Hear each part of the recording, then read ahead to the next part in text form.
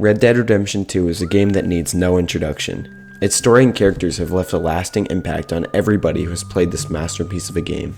In this video, my goal will be to go over the entire story of Red Dead Redemption 2, front to back, while analyzing certain parts of the story, so let's go.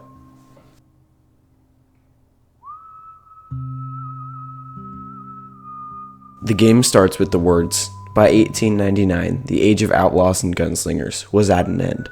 America was becoming a land of laws.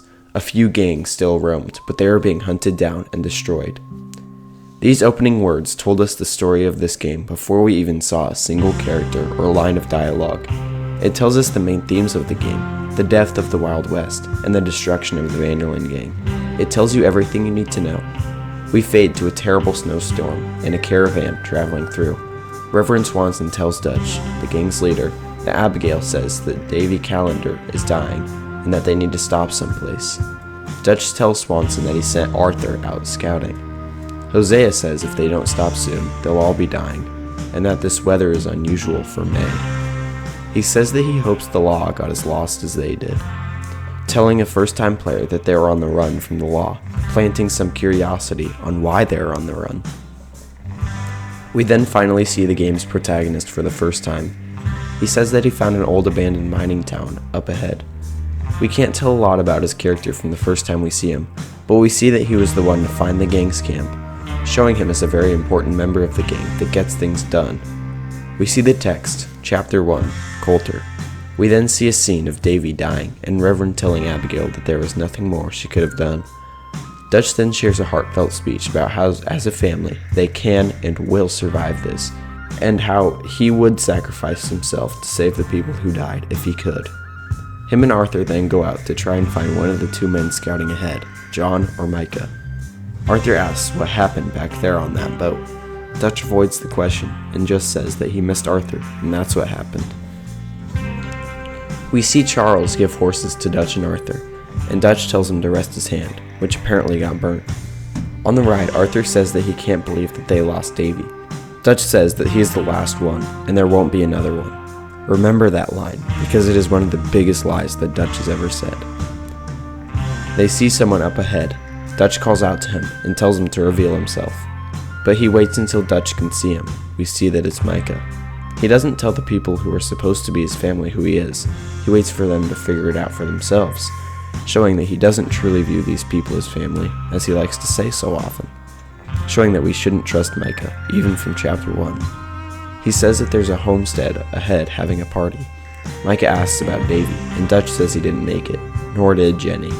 All Micah says is that Davy was a real fighter, showing that he doesn't care about the people of the gang, just what they can do for the gang. This goes along with his belief that they have too many mouths to feed. This isn't even me speculating. 5 seconds later, he's talking about how there's too many mouths to feed. Huddled around a fire, waiting for Daddy to put food on the table. Said it before, we got too many mouths to feed. We get to the homestead, and Dutch tells us to hide in a shed, and makes Micah hide behind a wagon. When Dutch approaches the men at the house, they are aggressive, and in no rush to help the gang. After a little bit, we realize that these are O'Driscolls. The O'Driscolls are a rival gang, and they've been fighting with the Vanderlyn gang for years. This feud started because Dutch killed the leader, Colm O'Driscoll's brother, and Colm killed a woman that Dutch loved. Micah also finds a dead body in the wagon, and this starts a shootout between the O'Driscolls and the Vanderlyn gang. It ends with the Vanderlyn gang winning and investigating the homestead. Inside, we learn that the man the O'Driscolls killed was married. Dutch then sends Arthur to investigate the barn, and we get jumped by an O'Driscoll, and Arthur interrogates him. Find out what they're doing here, and where Colm is. Oh, this son of a bitch will talk. Where's Colm O'Driscoll? With the others. At an old mining camp southwest of here. Near the lake. What are you bastards doing?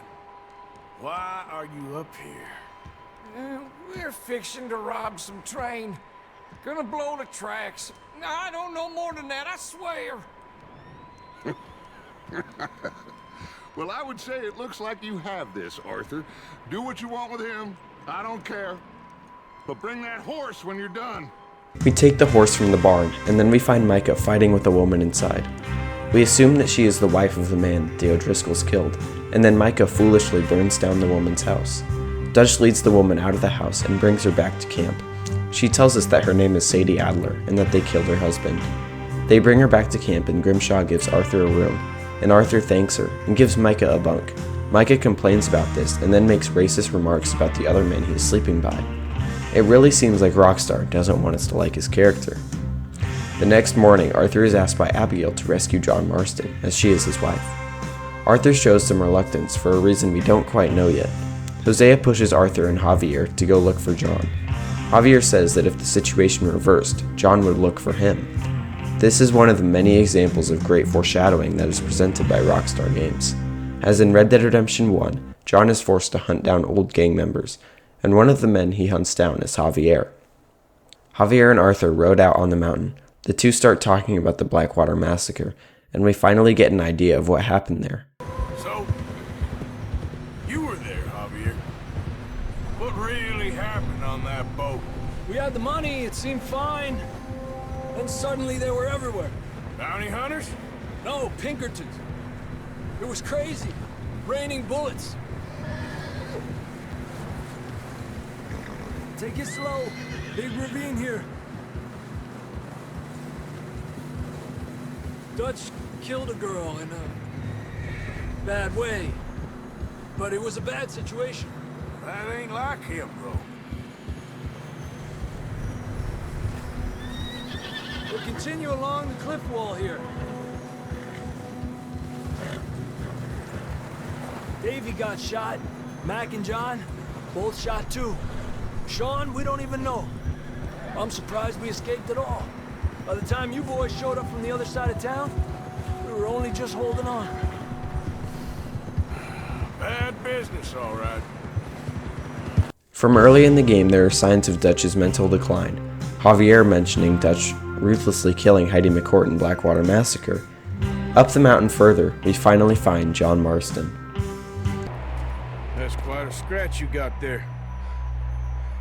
Never thought I'd say this, but it's good to see you, Arthur Morgan.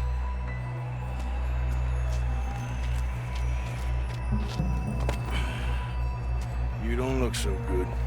I don't feel too good neither. I'm freezing. Don't die just yet, cowboy. Come on, compadre.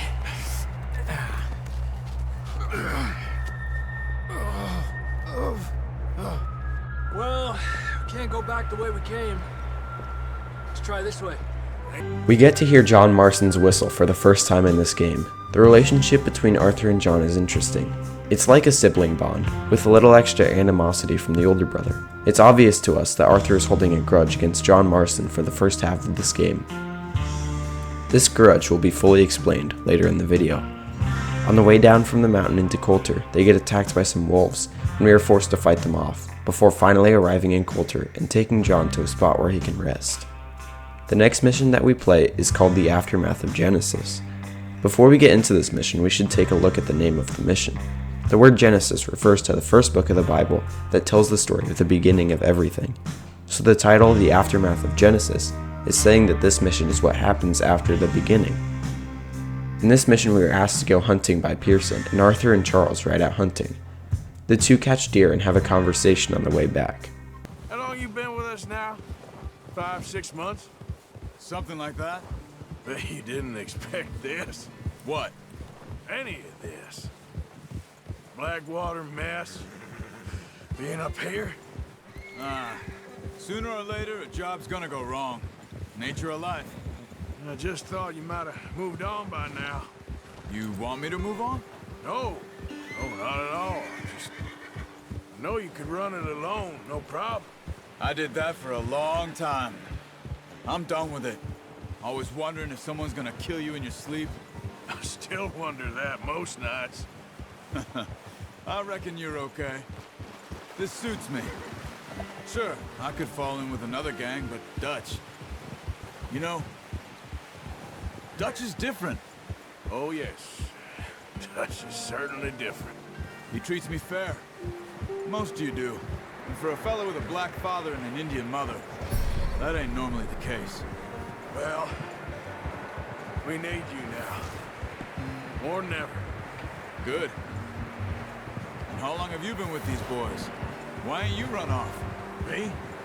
Oh, 20 years, something like that. Since I was a boy. 20 years? Yeah. Taught me to read. John, too. Taught me a few other things. Him and Hosea. Huh. I'm sure. Dutch saved me. Saved most of us. That's why we need to stick by him through this. He always sees us right. Arthur holds a lot of respect for Dutch, as he basically raised him.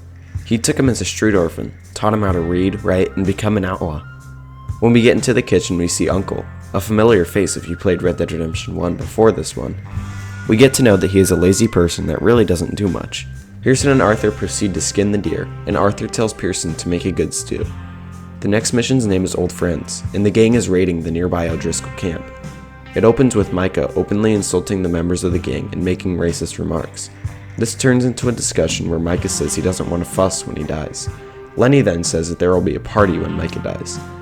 This ends up being true, talking about the wedding after Micah's death in the epilogue. This leads to Micah punching Bill for laughing, and Dutch comes in and tells the boys that they're going to be raiding the O'Driscolls.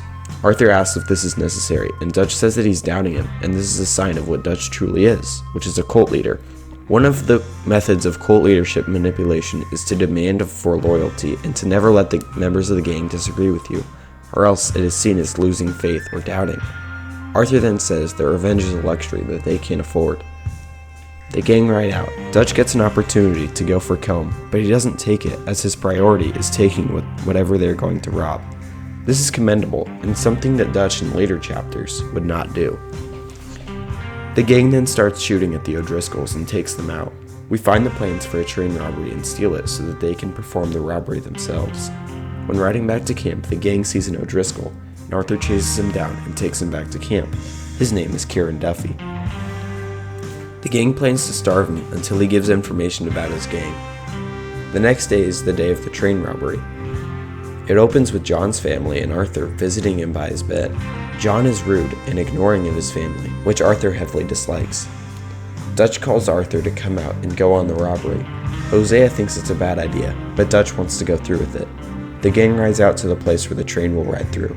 On the way, we can very clearly see Micah's hideout at the end of the game, right here. From one of the first missions in the game, we know the exact location the game will end in. It isn't revealed to us, but it's right there. Bill rigs some dynamite, but it doesn't go off, and Arthur, Lenny, and Javier are forced to run after the train. Javier falls off, but Lenny and Arthur manage to stay on the train and can take out all the guards.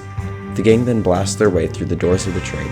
They force the guards out, and Arthur, Lenny, and Micah go into the train to find the bombs. Arthur finds them, and the gang go back to Colter to finally leave.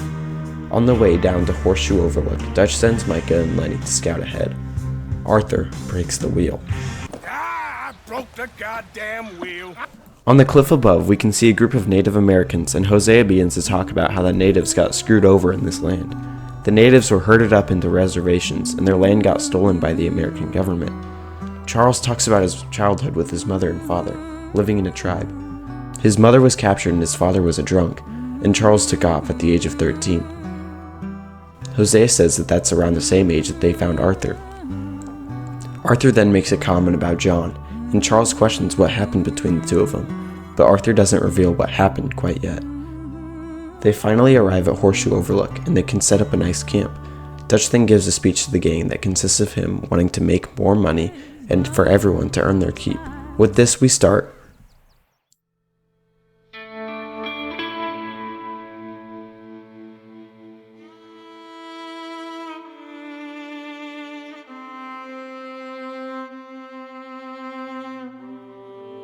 This chapter really sees the characterization of Arthur Morgan. We see the man for who he truly is, and who he is isn't perfect, not by a long shot.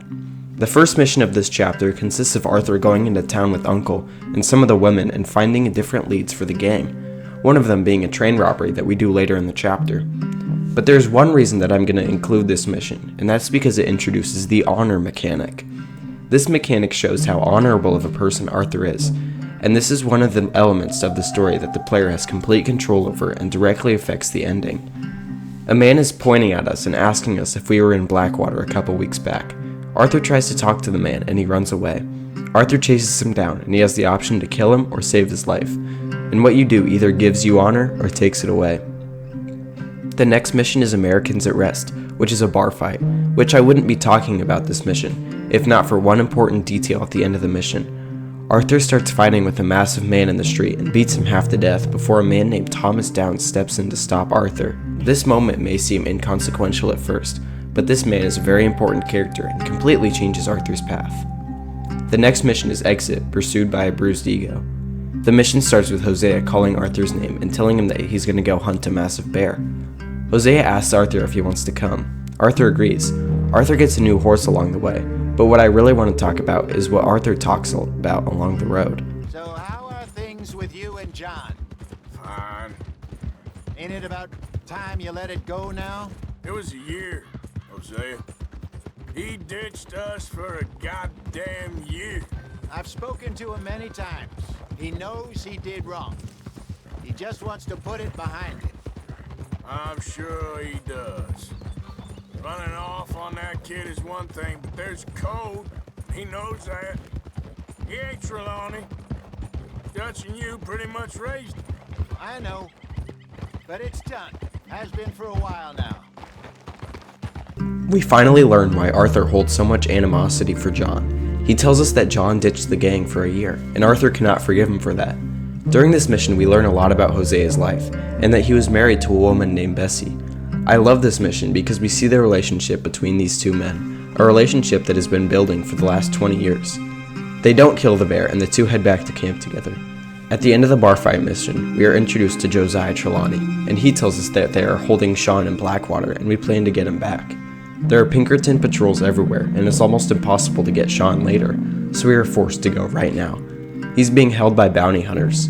Javier, Charles, and Arthur go into a shootout with the bounty hunters, and we free Sean, and we can instantly see his personality. He's funny, witty, and a little annoying. We have a party at camp that night to celebrate the safe return of Sean. In this party, we really see the gang at its peak. Everyone is singing, having conversations, and laughing together, and it's such a heartwarming part of the game. The next morning, Kieran tells the gang that Combe is holed up at 6 Point Cabin and takes the gang there. They have a shootout with the O'Driscolls. Combe ended up not being there, but Kieran saved Arthur's life, which made Arthur trust Kieran enough to let him roam around camp freely. Next, Arthur goes to Leopold Strauss, and Strauss asks him to collect debt from some people. Arthur is reluctant to take the debts from these people, but does it out of the needs for the gang. This is where we see Arthur at his lowest. He's forcefully destroying people's lives for the sake of paying for the gang to escape the prison they built for themselves. This manifests in Arthur's final debt collection, Thomas Downs. Thomas Downs is the man that stopped Arthur from killing that man in the bar fight. Based off dialogue with Strauss, we can tell that Arthur thinks lowly of him and thinks of him as a little do-gooder. Mr. Downs. The opinionated little do-gooder? Yeah, I know the one. I certainly know the type. Thank you, Herr Morgan. There's no need to thank me. Like you said, it's a pleasure I'm after. Arthur goes over to his ranch and beats him for the money. Mr. Thomas Downs, you owe me money. Oh, no, I'm... Oh, come here, you maggot. Please, sir. I'll... Really? Threaten me, would you? Please. I have a family, sir. Please. I don't care about your family.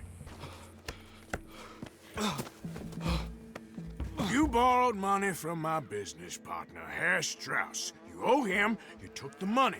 He wants it back, what's not to understand? Where's our money? I don't have it. Sell your place. We already owe more than it's worth. Then sell your wife, or your family, or something. We ain't your idea of charity. Is that clear? Thomas! What are you looking at? Thomas! I said, what you looking at, woman? My husband isn't well. If we could just have more... Like I said, we ain't nobody's idea of charity. Get us the money. This paints Arthur in an extremely non-positive light, and we see his evil act. He believes the needs for the gang outweighs the fate of this poor man and his family. He believes it's righteous that these people should suffer so the gang can escape the prison they built for themselves. But this isn't Arthur's fault. He's been indoctrinated with these ideals from a very young age by Dutch van der Linde. Next, we see Lenny rush into camp after being gone since the very beginning of the chapter, after being sent ahead to scout with Micah. He says that Micah has been arrested in Strawberry for murder, and Dutch asks Arthur to go rescue him. But for the time being, he takes Lenny to the bar to get his mind off things, and things get a little crazy. Oh.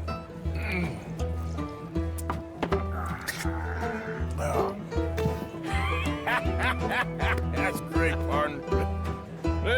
Lenny, where are you? You know what? I don't know.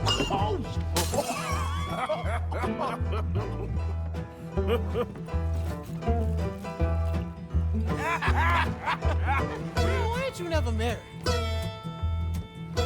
Don't have me.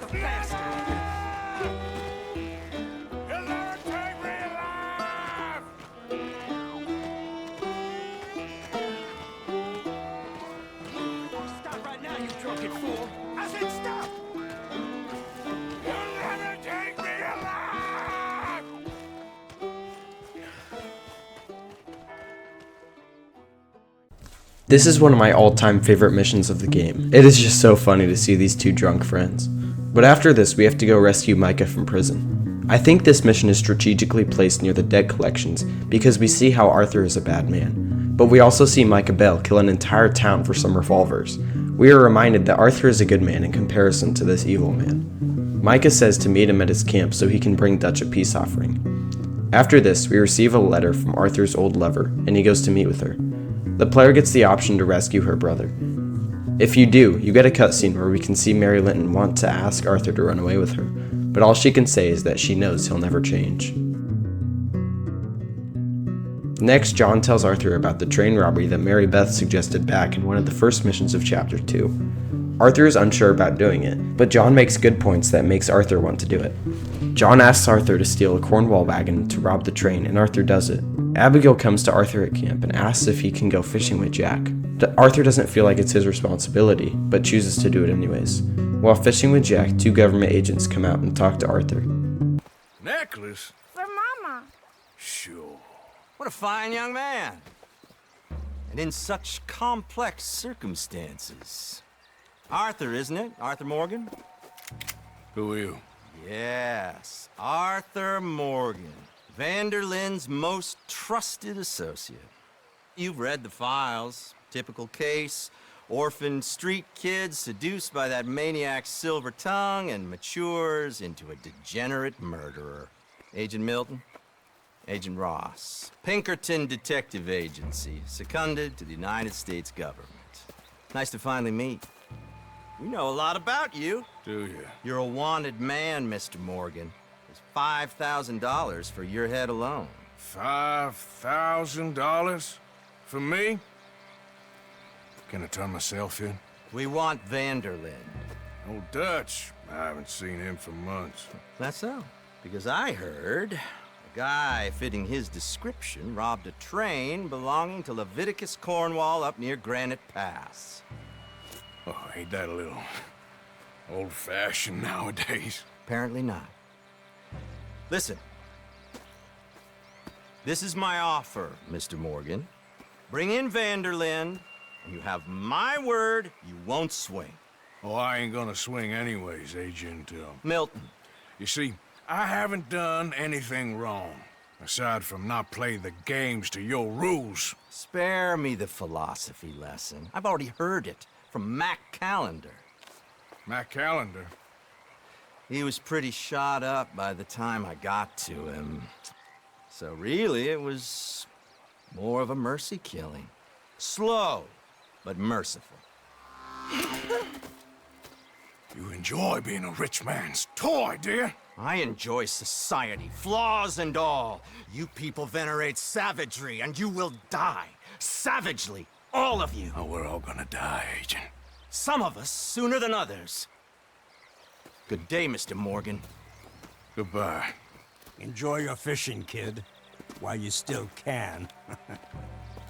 Arthur is obviously frightened to have Pinkerton agents so near their camp. He tells Dutch, but Dutch says to not run quite yet. The next day, they go to rob the train that John was talking about, and Sean slips his way into the robbery. And let me come on the raid, witches. Raid? Don't be playing coy with me, son. It's unbecoming. That bloody train you and him has set up. What you're doing out here, you're going to need guns, you're going to need men. Oh, that. So Marston told you? It ain't a big show. I need calmness. If I take you, I might as well bring Micah along. Now compare me to that oily turd again. You're a dead man. Fair enough.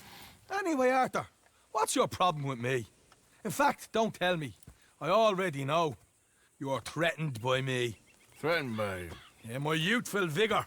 It intimidates you. Does it? It's a story as old as the hills. The changing of the guard, the fading of the light. You're toast, old man. Okay. And what are you? I'm the future, in all its glory. Well, good luck. Good luck and shut up. I want to get some rest before nightfall.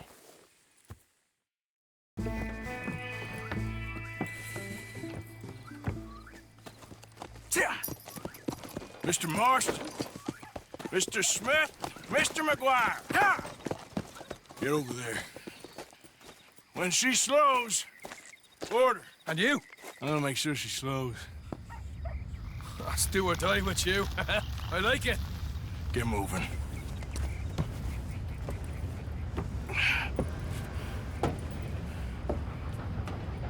Here she comes.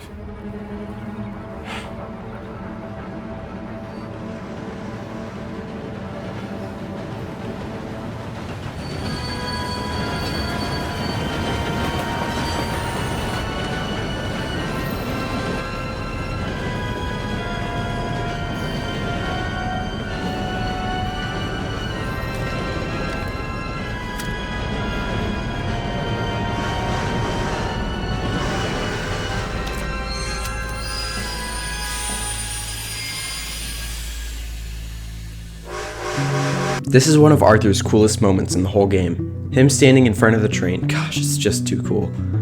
The four proceed to go up and down the baggage car, robbing passengers before the law arrives. It's extremely fast for the law to show up, especially because this is in the middle of nowhere, but the mission ends with a decent take. The next mission is with Micah. This mission doesn't have anything of real importance to the story, all they really do is rob a bank stagecoach together. Next we go with John to wrestle sheep to sell to the Valentine auction, and we get a lot of good conversation between Arthur and John. I was worried you'd say that. Dutch says that we... Dutch says a lot. That's his gift. Saying things. Oh, yeah?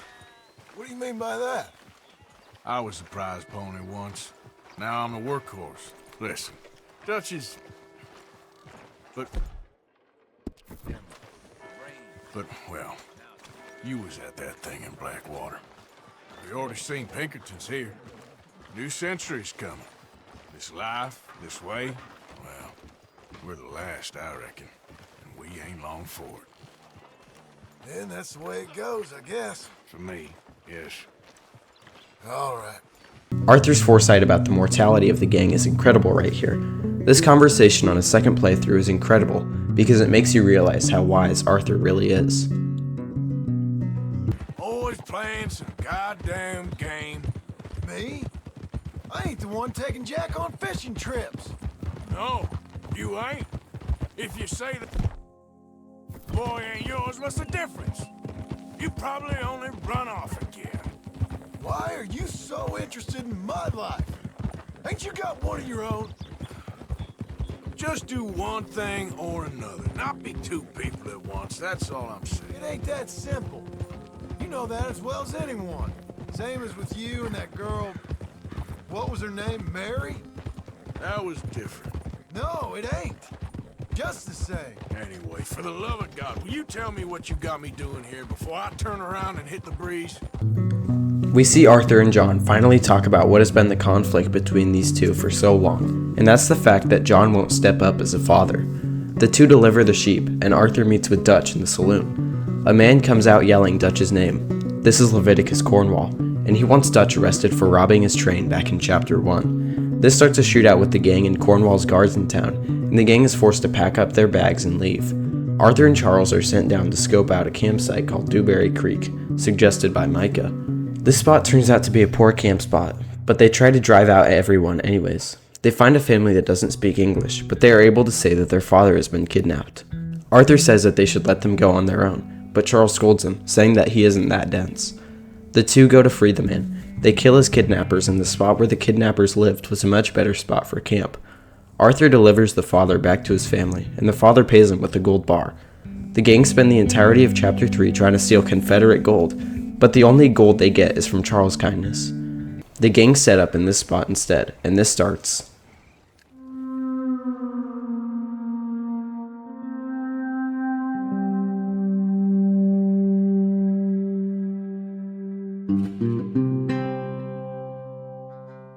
We meet Dutch in camp. He says that his father died in Pennsylvania fighting these people.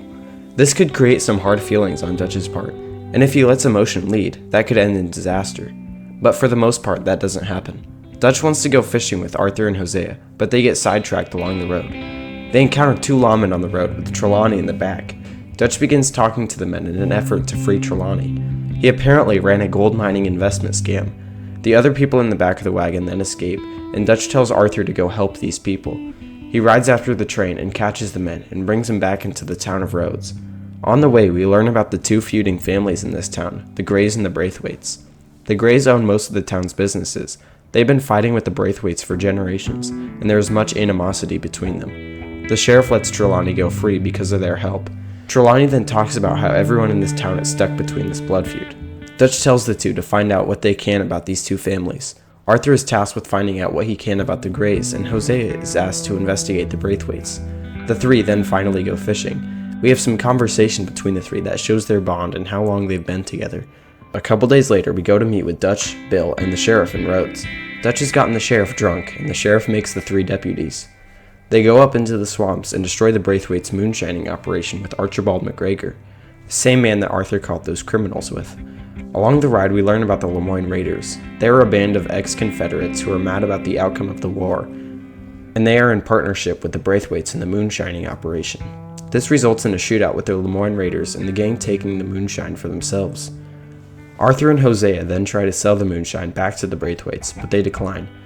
They then say that they will pay for it, but they want them to give it out for free in the Rhodes Saloon that is owned by the Grays, which will ruin the Grays' business. This ends with a shootout with the Lemoyne Raiders and force Arthur and Hosea to run away.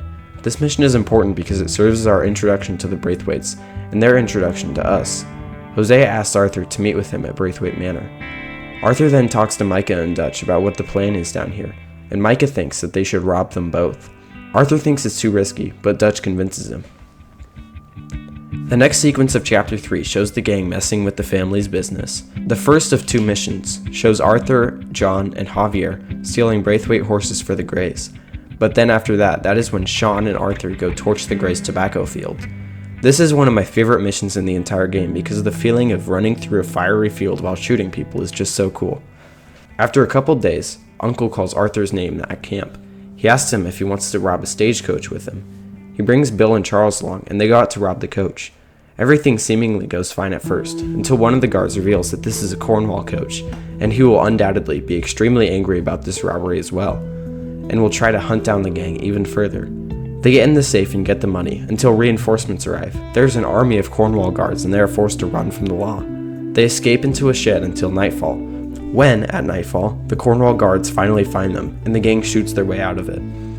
The next day, Lenny tells Arthur about a house that is apparently holding a lot of weapons that is currently being held by the Lemoyne Raiders. They go in and shoot up the place and steal the weapons, and we get a good setup for Chapter 4's camp, which ends up being in this spot.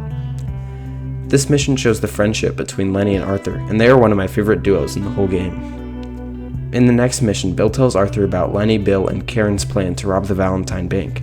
Arthur doesn't want to help with them because of the trouble they left back in Valentine, but Arthur does agree that it would be a good take, so he decides to go along with them. As they are leaving, Strauss tells Arthur that Thomas Downs, the man that Arthur collected the debt from, is dead. He tells him to go to his widow at his ranch, and Arthur goes after the robbery. The robbery goes smoothly, and they are able to make away with the single biggest take in the entire game. Yes, this mission has the biggest take, and it wasn't even planned by Dutch. It's around $20,000 in the safes, and after they split up, Arthur goes to Thomas Downs' widow. My husband's not cold in the ground, and you've come back here. Archie, I nearly paid off what was owed. Your husband knew the rules when he took that money. Now, I'm real sorry about the way things turned out, but he had a choice. Ain't my fault about the way the world is. He didn't have a choice.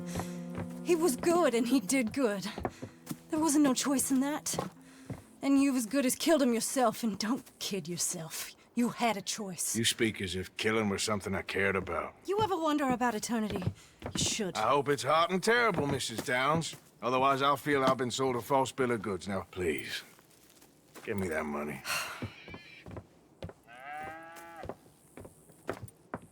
Either you got a lazy eye or lack of respect. Which is it, boy? I ain't got no lazy eye. No respect for the likes of you. Well, maybe when your mother's finished mourning your father, I'll keep her in black on your behalf. You think on that, boy? Well, maybe you shall, sir. And maybe other events will transpire. You best stick to them books, because mark my words on this. Vengeance is an idiot's game. Ah, Mrs. Downs, thank you for your punctuality. It's next to godliness, isn't it? That's cleanliness. I'll have to take your word on that. Good day. This scene makes Arthur look terrible, and honestly, he is. Not only is he taking everything that the single mother and son have, he is also threatening the son because he was disrespecting his father's murderer. I've heard a lot of people say that he was just protecting the boy by warning him not to take vengeance, but even if he was, this is not the way to do it. When Arthur gets back to camp, Pearson is talking about how he met an O'Driscoll in Rhodes, and he suggested a parlay. Micah pushes hard for the parlay, but Dutch, Jose, and Arthur go against it, saying it's a trap. Micah agrees that there's a good chance it's a trap, but they are fighting on all fronts, the law, Cornwall, the Pinkertons, and O'Driscolls. If they even have a chance to stop one of the fights, they should do it. And I actually agree with Micah here. It is smart to try and make peace with one of these forces. Dutch finally agrees, and because Dutch agrees, so does Arthur. Micah says that him and Dutch will meet the O'Driscolls in the valley, and Arthur will be on a ledge above with a sniper rifle. Dutch talks with Combe in the valley, and before we can see the resolution, Arthur gets knocked out, and Combe comes to talk with him. Combe reveals that his plan was to kidnap Arthur, so Dutch would come looking for him. Once Dutch came, Combe would capture him and take him into the law. After Combe leaves, Arthur enacts his escape. He somehow manages to grab his guns and get on his horse and get back to camp. When he reaches camp, he is rushed to his tent and is nursed back to health. It cuts to a few weeks later, and Arthur is finally back to health. When we get control of Arthur again, there's a mission in Rhodes for us. We meet Bill, Sean, and Micah in Rhodes, and apparently they are meeting the Grays in the saloon. They walk through town until Arthur says, This don't feel right. Now it don't feel right. I could have told you.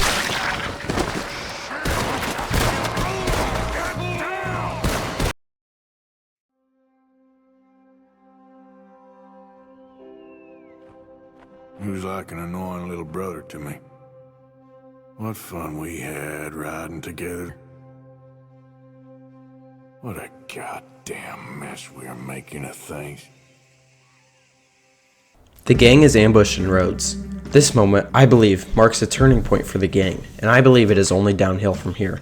The death of Sean marks the moment when there was no turning back. The gang got sloppy in Rhodes. They assumed that both of the families were just simpletons. They underestimated these families, and it led to the death of Sean. When we get back to camp, we find out that the Braithwaites kidnapped Jack, so the gang decides to show them that they are not to be messed with.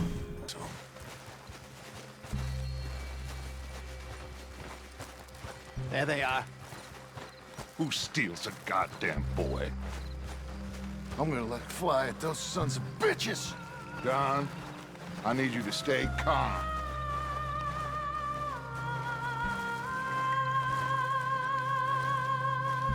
Get down here now! You inbred trash! What the hell do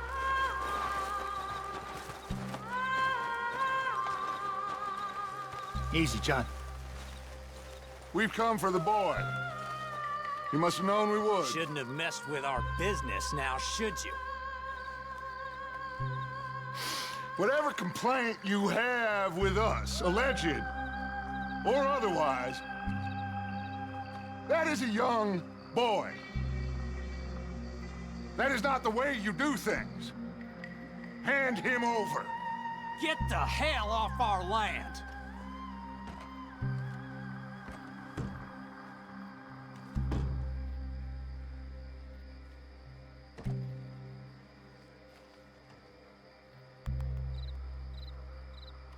If you ain't gonna be civilized about this...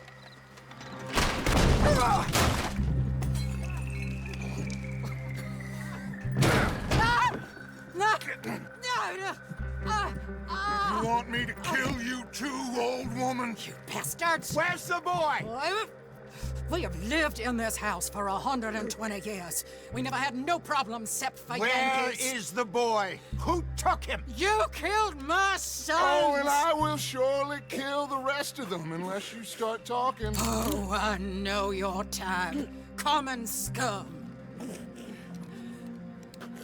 Where is the boy? You filth. All right, we get her out of here. What about them?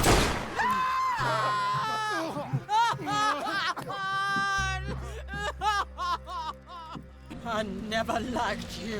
Why'd you take the boy, Mrs. Braithwaite? You stole my Boys are off liquor. limits. You stole my horses. Ain't no rules in war, mister. Matthews. Yes, yes, that's it. Where's the boy? My sons gave him to Angelo Bronte. So my guess is Saint Denis.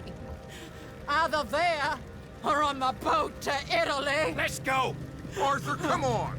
What we doing with her? Leave her. I told you she was crazy.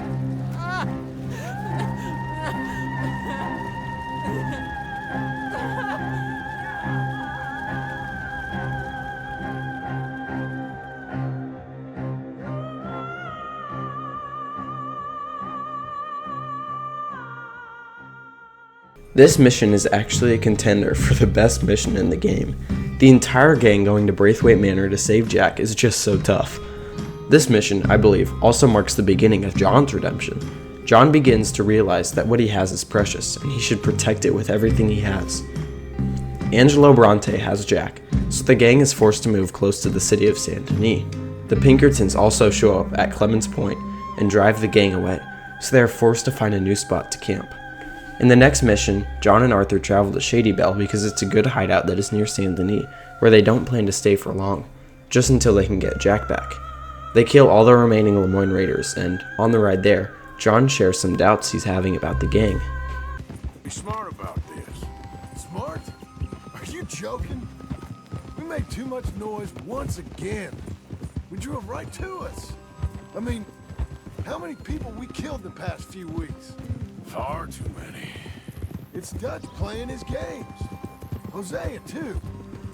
Getting involved with those two families. Master con men working their magic. They thought there was a lot of gold. Yeah, they thought there was money. Ain't there always? Look, Marston, I don't know what to tell you. Things don't always work out. That ain't nothing new. Jack's gone. We lost Sean, Mac, Davy, Jenny. And for what? We can't change what's done. Can only move on. But one day, we need to start learning from our mistakes. Come on, it ain't all bad. We've had a rocky run. We'll be okay. We'll get through it. Yeah, Dutch will fix it. Dutch will come up with a big plan. Right now, every plan gets us into worse trouble. We're getting further from where we're meant to be going. Now, you can't put all this on Dutch. You're worked up, and rightly so. Just don't get too far in your head with all this. You'll never get out. It's a goddamn mess. That poor kid. We chose this life. He didn't. I don't know. I think this life chose us. You, me, Dutch, Hosea. It's been a long time now. Sure has. Lots changed. I sometimes wonder if things was ever the way we remembered them. If we were ever who we thought we was. Like I told you, don't go down a rabbit hole with this, Marston. That won't help nothing. I treated Jack. Arthur and John get the place cleared out and the caravans start showing up. Dutch and Arthur ride out to get near Saint Denis, and this starts.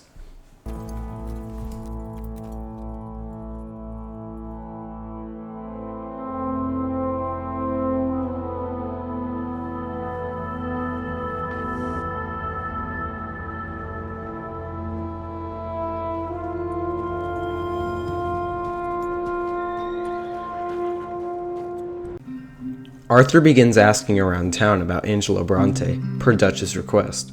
Arthur eventually gets a satchel stolen by some kids who told him they would take him to Angelo Bronte. He chases the kid down until he gets him, and the kid reveals Bronte's location. He says that he lives in a big house on Flavian Street across the park. Arthur tells Dutch about this, and he plans to go confront him with Arthur and John. The three go to confront Bronte, and Dutch goes in threatening his guards with a gun in his face. Very confident method. But nonetheless, it works in getting to meet with Angelo Bronte. Chi sono sti buffoni? Sono qui per Picciotto. Coi soldi? Why do you take his son? Excuse me. I said, why did you take his son? We ain't got no problems with you, sir.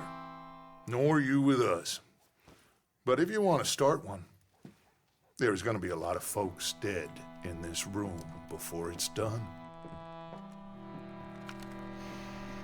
So, you walk into my city, stinking of shit and looking like this, and you come into my house before you have a bath and you tell me how to act? You ask me to show compassion. Have I not shown you almost infinite compassion already by simply allowing you to breathe in my presence? Indeed you have. Now, we are simple country folk. All we have is each other. And you have gone and you have took his son over some dispute with some inbred ex-slavers. It ain't got nothing to do with any one of us. You had nothing to do with destroying the liquor business! We was innocent bystanders. And that which we weren't innocent of, well, we most surely were ignorant of. You twist words, you lie shamelessly. You think you are better than everyone else. Ti adoro.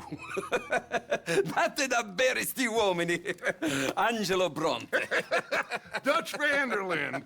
Arthur Morgan. Arthur, the pleasure is mine. John Marston. All mine, please.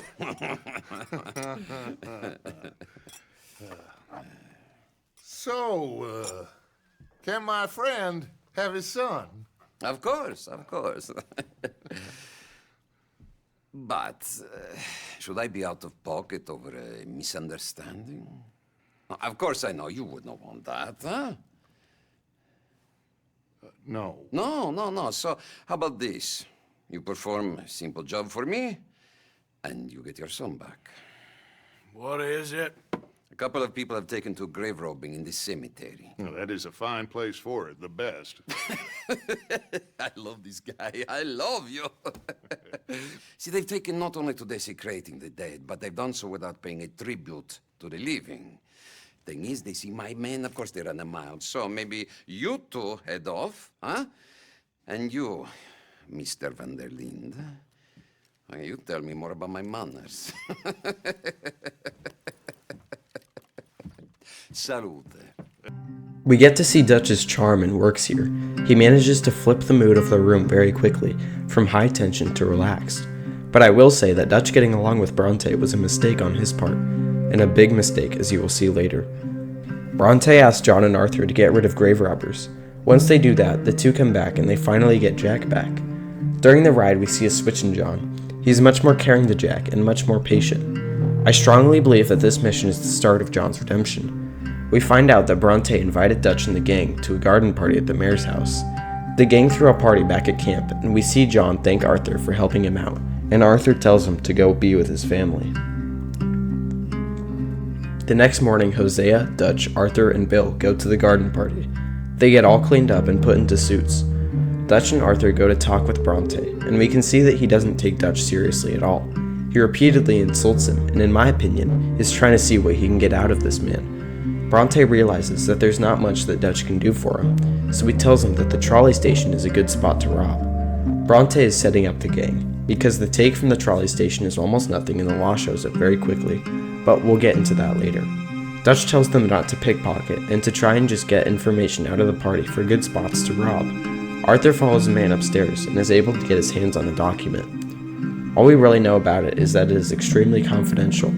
After this, the four decide to leave, but they got a riverboat casino to rob out of the party. The day after the party, Arthur meets some natives in town, and he is asked to help them retrieve some documents from Cornwall. He flat out says no, he will not help these people, but then they offer money, and Arthur chooses to help because of the money.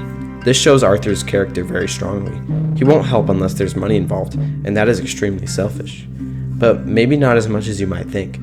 Arthur is just trying to help the gang. Even though this is still wrong, it makes a lot more sense to why he thinks this way and why he has such a prominent character switch in Chapter 6. The next mission is where Arthur goes to rob the riverboat casino. He meets Trelawney outside of the tailor. At the tailor, Arthur gets a suit. He also goes to the barber and gets his hair cut. Arthur is playing the role of a rich oil man who has money to spend. Trelawney is friends with the dealer and has him give Arthur the best cards to help him win. Javier will play the role of a guard to help the gang get all the money from the safe. The plan works perfectly. Arthur beats the man he's playing against. He makes a lot of money there, and when he's going upstairs, Javier helps him loot the safe. But the man they were with pulled out an extra gun, and Arthur was forced to shoot him, which brought attention from the guards. They are forced into a shootout with the guards, which ends up in them jumping ship and getting away with the take. Arthur meets a religious brother in town named Brother Dorkins. He has a conversation with Arthur and tells him that they are using this place to ship slaves out to some of the islands, and Arthur decides to go help these people out.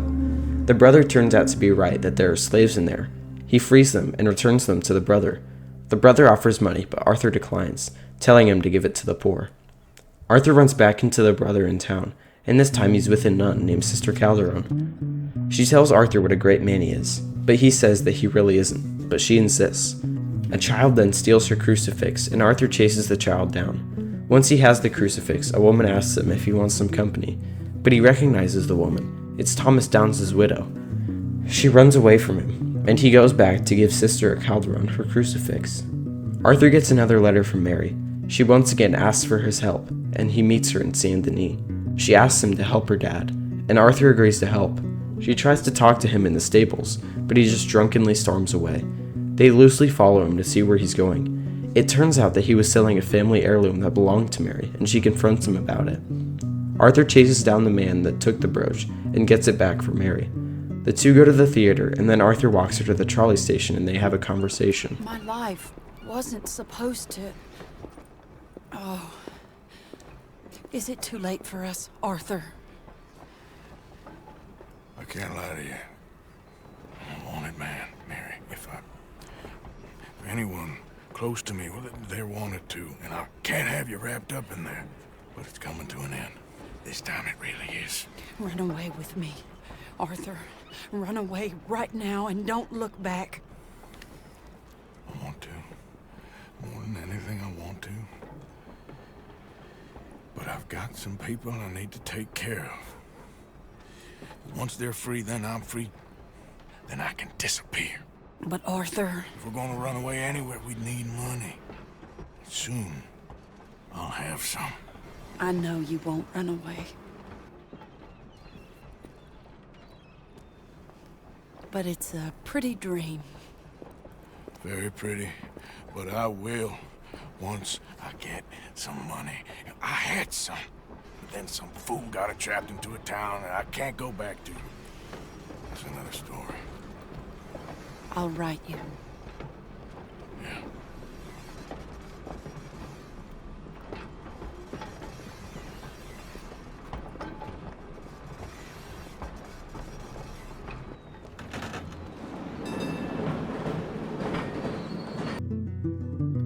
If only Arthur ran away with her right here.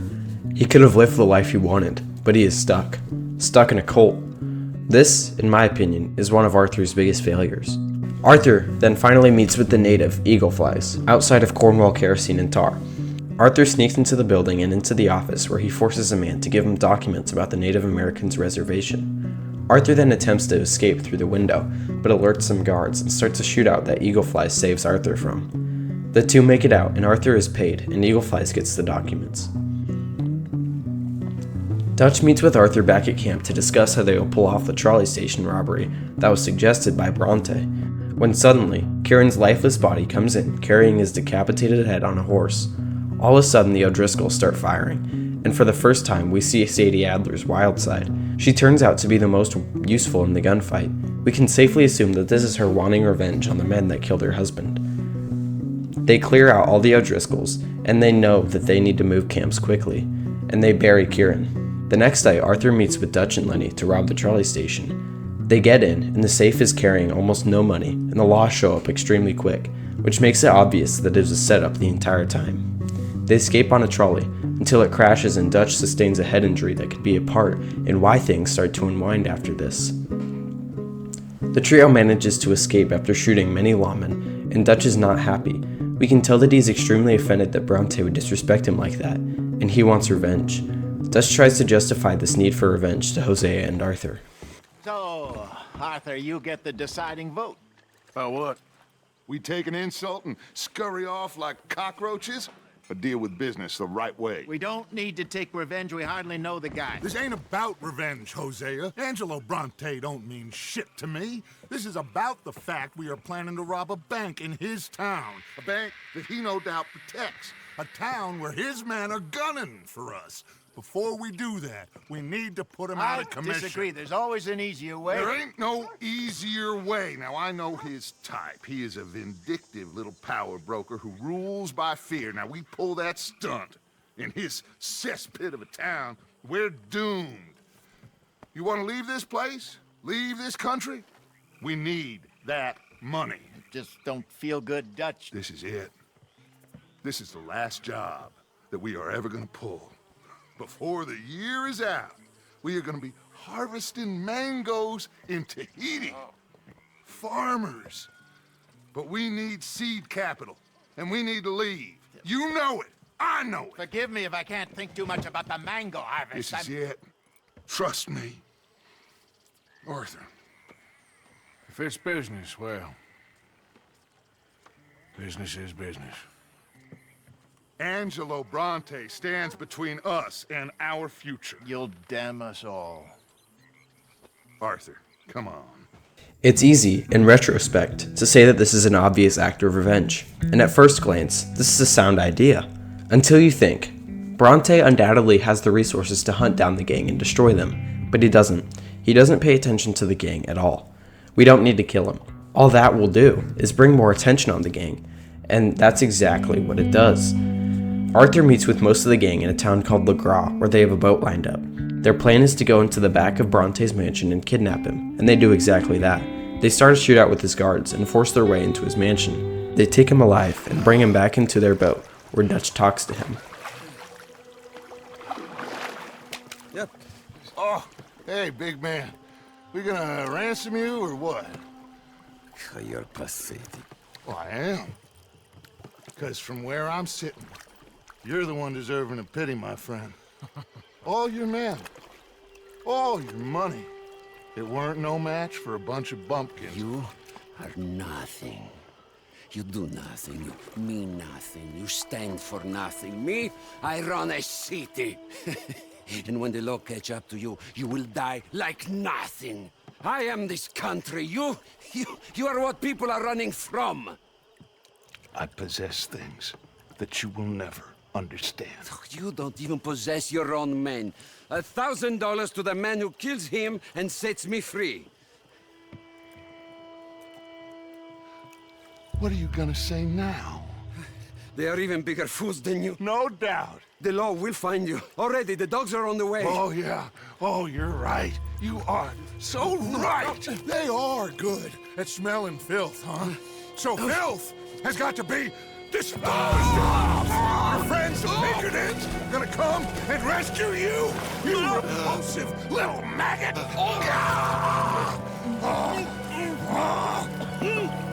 Call them now! You call them!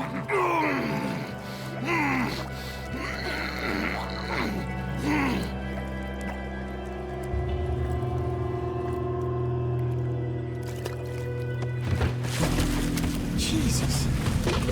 Part of your philosophy books cover feeding a fella to a goddamn alligator, Dutch. Part that covers weakness. That part. I don't know. Well, I do. It ain't nice. I know it. But it is us or him. I figure it might as well be him.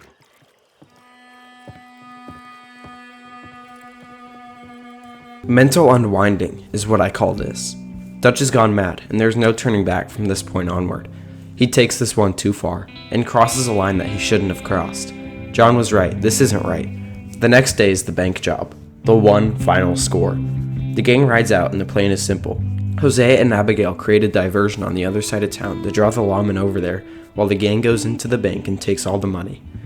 All starts out well, until it doesn't. It's over! Shit. Abigail. Dutch!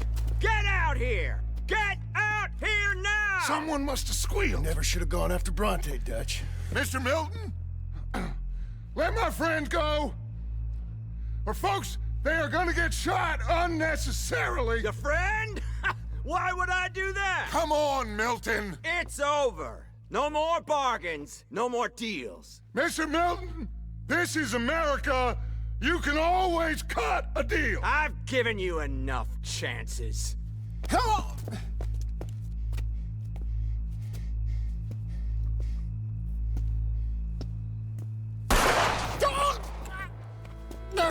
No! God damn it! There's your deal, Dutch. Hosea. God damn it! Hosea was the glue that held not only the gang together, but also held Dutch from going completely insane. I think this is really where there is no turning back for this gang. It's going to end badly after this, no matter what happens. This starts a horrible shootout with the Pinkertons, with Bill saying that this is worse than Blackwater. The gang has nowhere to go. They try to escape to the roofs, but that doesn't go well.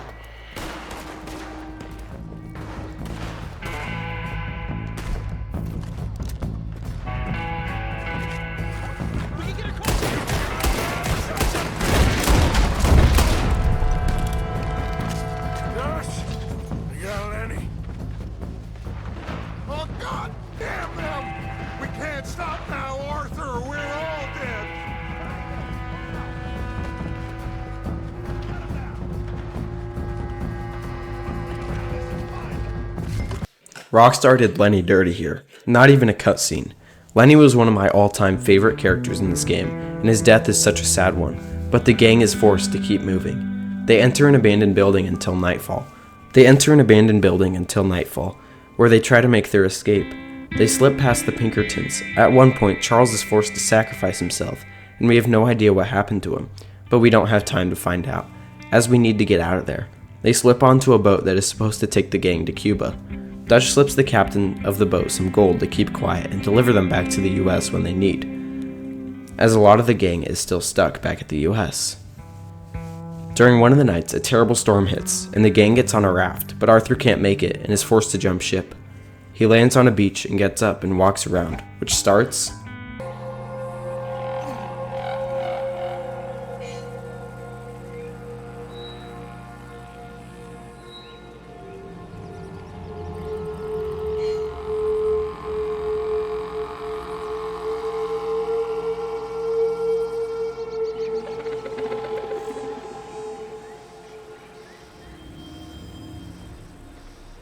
Arthur walks around on the beach some more and sees some smoke in the distance. He walks over to it. The smoke turns out to be a camp, and the gang is sitting at the camp. Arthur is rushed to the fire, and Dutch keeps saying that it's a miracle he survived. They regroup a little bit until the local militia comes around the gang and points guns at them. The gang is put in chains, and we learn that the island has had problems with pirates. Since the guards don't know who they are, they're taking precautions. Except, if they find out who these people are, they will be killed. They are eventually rescued by some rebels, and the gang manages to escape, except Javier, who was shot in the leg, and the gang was forced to leave him behind, but promises to come back for him. The man who saved them was named Hercule, and he helps the gang get on a spot where they can rest. He asks our help with rescuing some of the slaves on the island. Dutch asks Arthur to do this, and he goes. Arthur walks to the jungle where he is told they are. He sees a man hanging, and he comes to inspect it. He is shot with a tranquilizer dart. He wakes up being interrogated by a man asking who he is and hitting him. We see that Arthur isn't alone and there are some other men trapped with him. Arthur begins rocking in his chair to try and tip over, and it works. He defeats their captor and frees the slaves that are with him. Arthur goes with another one of the men who are captured to go after the rest of the workers. Arthur shoots the ropes that they are hung from, which saves their lives, and starts a shootout with the guards. Once all the guards are dealt with, a man tells him that the boat is being lined up for them. Arthur then goes with Dutch to free Javier, and we can tell that something is very off with Dutch. He seems very unusual. He begins accusing John of being the rat because he was taken alive during the bank job. The woman that guided us through the cave asks for more money, and Dutch strangles her to death, and Arthur begins to get concerned. Pay more. Pay now. Dutch, what are you doing? Jesus. Easy, Dutch. What was that? Horrible old crone. But you killed her. She was gonna betray us, Arthur. Couldn't you tell? No. Well, I got some Spanish. She was. You keep killing folk, Dutch. I am just trying to make sure that some of us survive, Arthur. Now, shall we proceed? I guess. Listen, son, you think I want any of this? I don't know. Of course I don't. But I made a pledge to you all. We would survive, no matter what. So how did you know she was gonna betray us? What'd she say? It was in her eyes, in the way she was leading us. But you said you knew Spanish. I know human beings, Arthur. Are you gonna strangle me next? I'm doing the best I can. This is very unusual behavior from Dutch, but this starts to become the new normal for him. Anyways, they go to blow up one of the buildings to create a distraction, and then they can rescue Javier and run. This creates yet another trail of bodies from the gang. It seems everywhere that they go, a shootout follows. Arthur then goes to Cinco Torres, an old abandoned fort where the rebels usually meet. We learn that Fusar, the man who owns the island, knows who we are, and he has called in the Cuban Navy. Hercule says that to help them, they need to silence Fusar. The fort begins to get attacked by the local military and a Cuban warship. The gang and rebels help defend the fort from the military. Arthur then mans the cannon to blow up the warship, and the rebels and the gang win the battle. The gang has the boat to escape, but Fusar doesn't want them leaving, and he has taken their captain hostage. They have gun positions, so when the gang try to leave, they will just immediately sink their boat. Arthur and Micah plant explosives on the artilleries and destroy them all. There is another big shootout between the gang and the local military. Arthur and Dutch break into one of the workers' cabins and they find Fusar and his son inside, and they get into an impasse. Arthur kicks a gun to the captain and he shoots Fusar's son. Fusar then escapes. He escapes to a cannon on a tower. Arthur can get on a cannon on the ground and finish off Fusar for good, and the gang can finally go back to the US. Arthur comes in at Van Horn and goes through one of my favorite riding scenes in the entire game. He rides back to Shady Belt with the song Unshaken playing in the background. He is going to Shady Belt to try and find any signs of the gang's current whereabouts. He finds a letter from Sadie that tells him they are staying in LeKay. After Arthur reads this, some Pinkertons come to search the entire building. Arthur then must escape Shady Belt and he rides to LeKay. Arthur goes in and sees everyone, and he understands what happened after the bank job. Charles somehow escaped the Pinkertons, and him and Sadie gathered up all the survivors and took them down there. We can see that Arthur's face looks pale and sickly, and on my first playthrough I assumed it was because of Guarma, but it is something far worse. We get a sequence of the Guarma boys showing up at LeKay, until, after Bill shows up, so do the Pinkertons. They start firing, and Arthur and Sadie flank them from the side. The gang manages to fight off all the Pinkertons and make the rest run. Arthur begins to cough badly, but we don't really think much of it, but it is very important. Abigail asks Dutch when they're going to rescue John. Dutch says they will, soon, but from his tone it sounds like he has no intention of rescuing John. Arthur then meets with Dutch and LeKay to discuss where they should move next. You okay there? Working it all out. Once and for all, Arthur. What now? We're back, and I'm sitting here, and I am contemplating the great journey of the sun and considering a famous chess move. Those oily enactors of a mediocre justice, the Pinkertons, and their benefactor, the depressing millionaire Leviticus Cornwall, they want us, Arthur. They want us. And they are going to have us. Maybe they ain't the problem. Meaning? I don't know, it's just, well, I can't help but feel we would have been better running off someplace else. But the game ain't over, Arthur. I mean, I ain't played my final move, but I guess I'm more interested in saving lives than winning a chess. and maybe life ain't such a thing to cling on to so tightly. No doubt. What about the women? You sound like Hosea. I miss him. I asked you a question. What do you think? We can't stay here. That much is obvious. Where are we gonna run to? I mean, they chased us from the west. They chased us over the mountains. They ran us into the sea. Arthur, do you have my back? Always, Dutch. But there's more than your back to worry about. We need more money. We've been on the run for months now, and I seen you killing folk in cold blood like you always told me not to. And I'm sorry, but I can't help but think that if we There is country in Roanoke Ridge past Butcher Creek I believe we could hold. Okay. You and Charles, you could take folks up that way. Micah and I need to do some reconnaissance. I ain't got a final plan yet. Arthur, I ain't got it. I just need time. I need time and no traitors.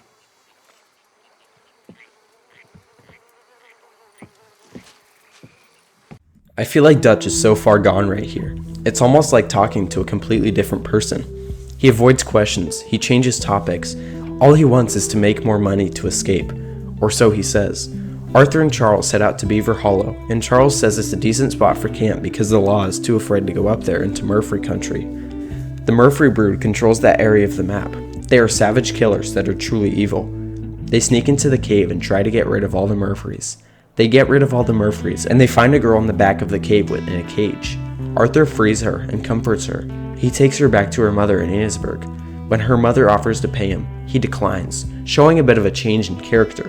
When he is leaving Annesburg, he sees Thomas Downs' widow again, but she tells him to leave her alone. The gang sets up camp in Beaver Hallow, and Dutch and Arthur start talking. Found a girl. Took her home. Oh. You and Micah find anything? Maybe. I think maybe. I found our old friend, Mr. Cornwall. You did?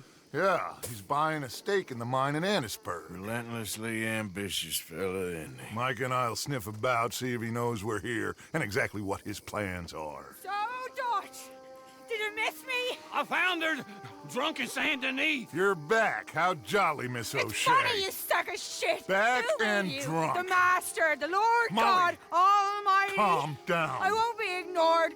Dutch Vanderlyn, I am him. I ain't her. Or any of your stooges. Calm You yourself. don't owe me nothing. Miss. I don't owe you nothing. Nothing. Okay. I'll spit in your eye. I did. I told them. I'm sorry? Yeah, I told them and I tell them again.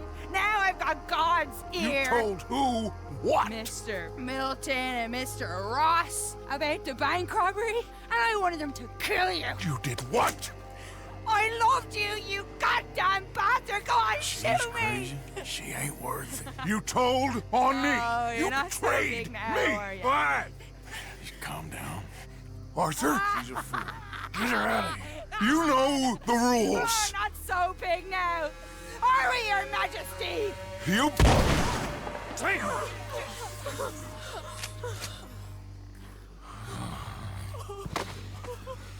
This isn't the most hopeful way to start the new chapter, but it is a very appropriate start, too.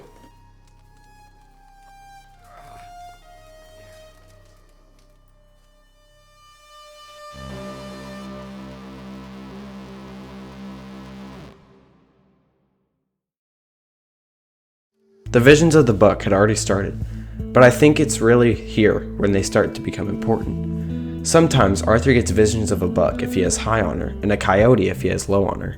Sadie told Arthur to meet her in Saint Denis to find a way to rescue John from prison, but on the way to Sadie, he begins coughing.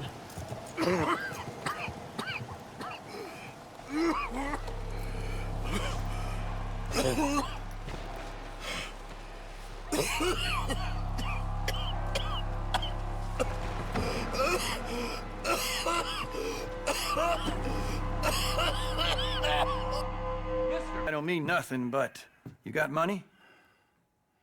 I mean, before I start treating you, 'cause I got a family. I understand. Here, that do you? Sure. Thank you. Now, what's wrong? I mean, what appear to be the symptoms? Well, I think you've heard them. I'm coughing. Is there any blood? Sometimes. Okay, now here. Breathe. Again. Let me see your tongue. Now say ah. Ah.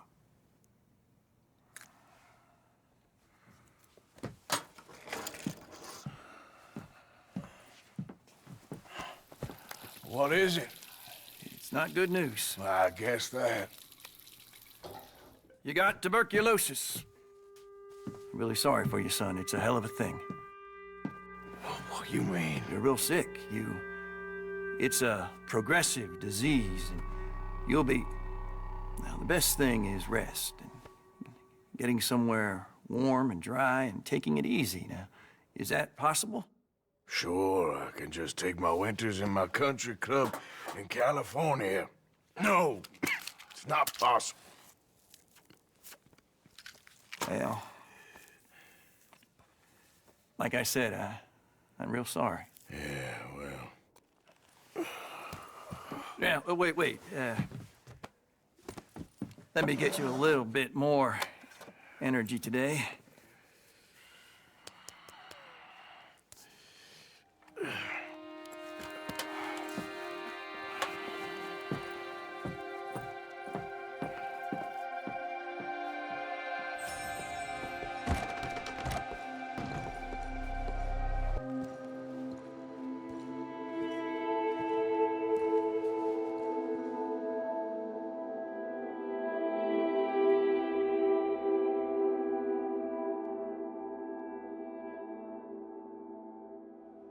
Arthur is terminally ill with tuberculosis. He got this all the way back in Chapter 2 when he was collecting the dead of Thomas Downs. This diagnosis forces Arthur to confront his mortality and to face his past mistakes as well. Arthur begins to see things a little different after this. He begins helping people and being kind. And I think it stems from a conversation Arthur can have directly after his diagnosis. Hello, sister. Brother Dorkins and I were talking about you just the other day and hoping we would see you again. How is Brother Dorkins? Oh, he's quite well. A little frustrated with the workings of our order. He keeps trying to be sent overseas, do something with more challenge, maybe be a missionary. He's a lovely man. Sure. And how are you? Never better? Are you sure? I'm quite sure, sister. You know, a long time ago, I was like you. I very much doubt that. Oh, no, I did terrible things, awful things. And I could not stop doing terrible things because I did not believe that goodness existed. And then one day, I saw that love did exist. And ever since then, doing bad things became, well, not impossible, but ridiculous. I guess I'm just hoping for a dignified exit. I shall pray for you. Oh, I'm not a religious man, sister. I'm an outlaw. Oh, what fun. Religion is just a word. Hearts are rarely pure, but equally they are rarely impure either. Well, that's an interesting way of putting it. To me, God is people and people are God, so we must all do what we can. These people are starving. Go find them some food. Don't worry so much about your heart. The actions will lead, and the heart follows. I'll still think of you in very nasty terms, as you wish. I believe that Sister Calderon has a big part to play in Arthur's redemption. She guides him and tells him that he is not a bad man, and that on the contrary, he is a very good man. Arthur finally goes to meet with Sadie in Doyle's tavern, and they start talking, and she asks him about Dutch. Arthur says that ever since Dutch killed Bronte, he has been acting strange. Arthur calls it a slow decline over many years. Arthur and Sadie ride out of town to a man with a hot air balloon. This is one of my favorite missions because it's so unique. Arthur gets to ride in a hot air balloon, and I think he actually enjoyed it. But the reason they're doing this is so they can get an aerial view of Sisika Penitentiary to see if John is even still there. He is, and the guards start shooting at Arthur when he gets too close. They fly back to the mainland where they see Sadie being chased by some O'Driscolls. The man in the hot air balloon with Arthur was shot, and Arthur has to save Sadie. The two get in a shootout with the O'Driscolls, and they handle them. Arthur antagonizes Sadie for being so foolish, but she says that Colm O'Driscoll is being hung. Arthur doesn't care and just wants to free John. Because of Sadie's thirst for revenge, she says that they're going to make sure that Colm hangs. Sadie and Arthur make the plan to rescue John from his work detail. Sadie meets Arthur at Copperhead Landing with a boat so they can reach Sisika. Abigail pleads to come along, but Sadie says it's too dangerous and Arthur agrees. The two get on the island and take out the guard on a watchtower. They see someone who looks like John, and they think it is John. Arthur shoots the guard near the man, but the two find out that it wasn't John, and they go down and ask the guard where John Marston is. We find out that he isn't in the work detail. A guard attempts to hold Sadie at gunpoint before Arthur holds him hostage and brings him in front of the prison. He says that he will kill him if they don't bring him John Marston. They bring out John and make their escape. They run away from the island and successfully make it back to the mainland. On the ride home, Arthur recaps John on everything that has happened in the past few weeks, including what happened after John was arrested in Saint Denis, Guarma, and Dutch slowly losing his mind. John says that when he was being arrested, it looked like Dutch had time to do something about it, but didn't and left him. Arthur tells him that Dutch didn't want them breaking him out, and John is obviously angered by this. John! What are you doing here? Good to see you too, partner. I meant I hadn't sent for you yet. I win. But I said that. Yeah, I know what you said. I felt different. Is that so? Yes. And when Spring and John brings the law down on all of us, what then, Arthur?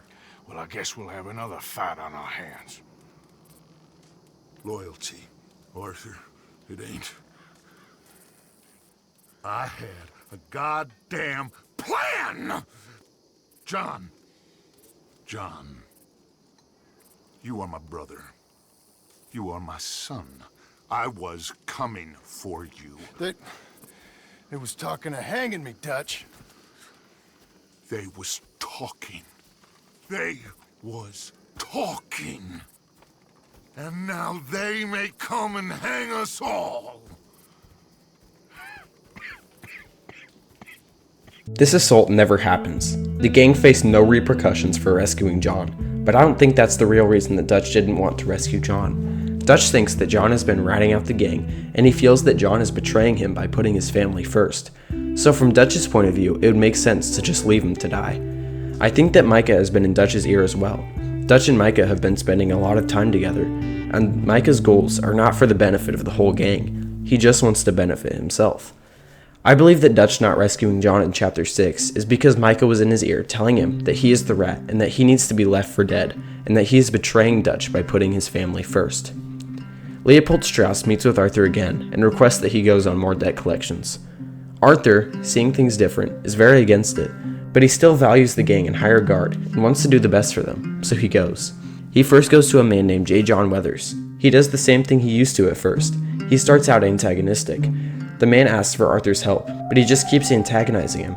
Men show up, guns blazing, and Arthur decides to help, seeing as he's already there. He takes care of the men, but can't help Weathers save his wagon, and it burns up. Arthur realizes that the man has a wife and child on the way. Weathers offers a silver locket for the debt, but Arthur absolves the debt and tells the man to go on his way. Weathers calls him a good man, but Arthur says he doesn't know anything about kindness. Arthur shows growth. He shows that he can help people, and that he will do it. He finally puts the gang to the side and helps the people who really need it. After he does a good deed, he says that he is a terrible man. He acknowledges that these acts won't redeem him, and that there is no true way to redeem himself. But he chooses to help who he can anyways, and that's Arthur's true redemption. He believes he can't redeem himself, and chooses to help who he can anyways. That's the beauty of Arthur's redemption. Arthur meets with Dutch and Micah in Annesburg. Was you followed? No. Was you followed? I said no. Okay. What is your problem? What is your problem, partner? You don't look so good. What is wrong with you? Nothing wrong with me. I'm fit as a fiddle. And not inside you ain't. I'm just a realist, friend. Micah reckons there's a rat. Oh, does he? On what evidence? He's only back a minute. Pinkerton show up. We've been on the run since you two fools went crazy in Blackwater. We barely escaped with our lives in Saint Denis. Now we got a rat. Well, Molly clearly talked, but who else? Maybe we pushed things too hard. Whoa. Maybe time for folks like us is past. We don't need a rat.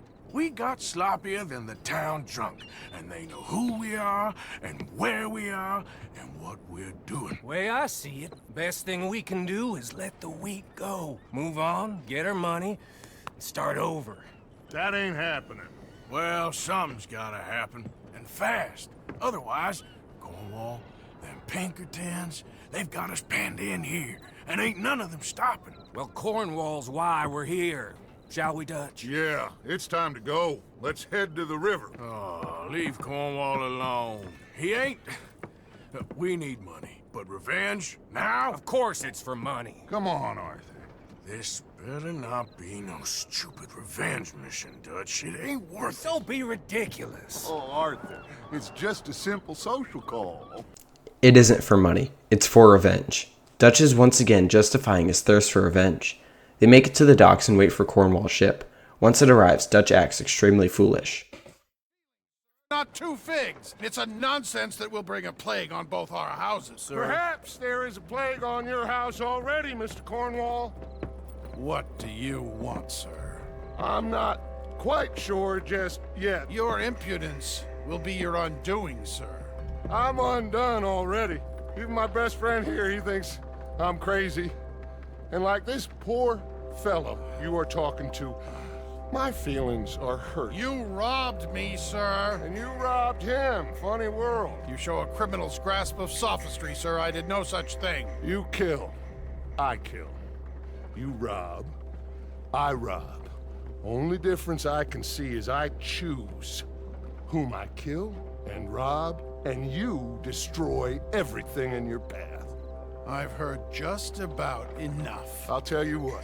You give me this ship, $10,000, and safe passage out of here, I'll let you live. I'll do no such thing. You sure? Good. I prefer it this way. Wow, Dutch. Great idea. Shoot Cornwall in broad daylight with Pinkertons and guards around. Why didn't I think of that?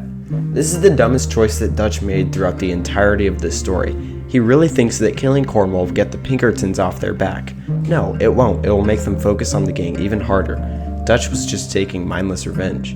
This obviously starts a citywide shootout between the three Pinkertons and Cornwall guards. The three narrowly escape. Arthur is angry and he can see clearly now, but Micah and Dutch think that it was a successful mission.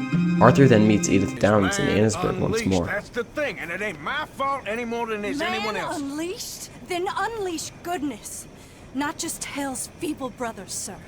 But how? I mean, all I know how to do is fight, I guess. I was set free to fight.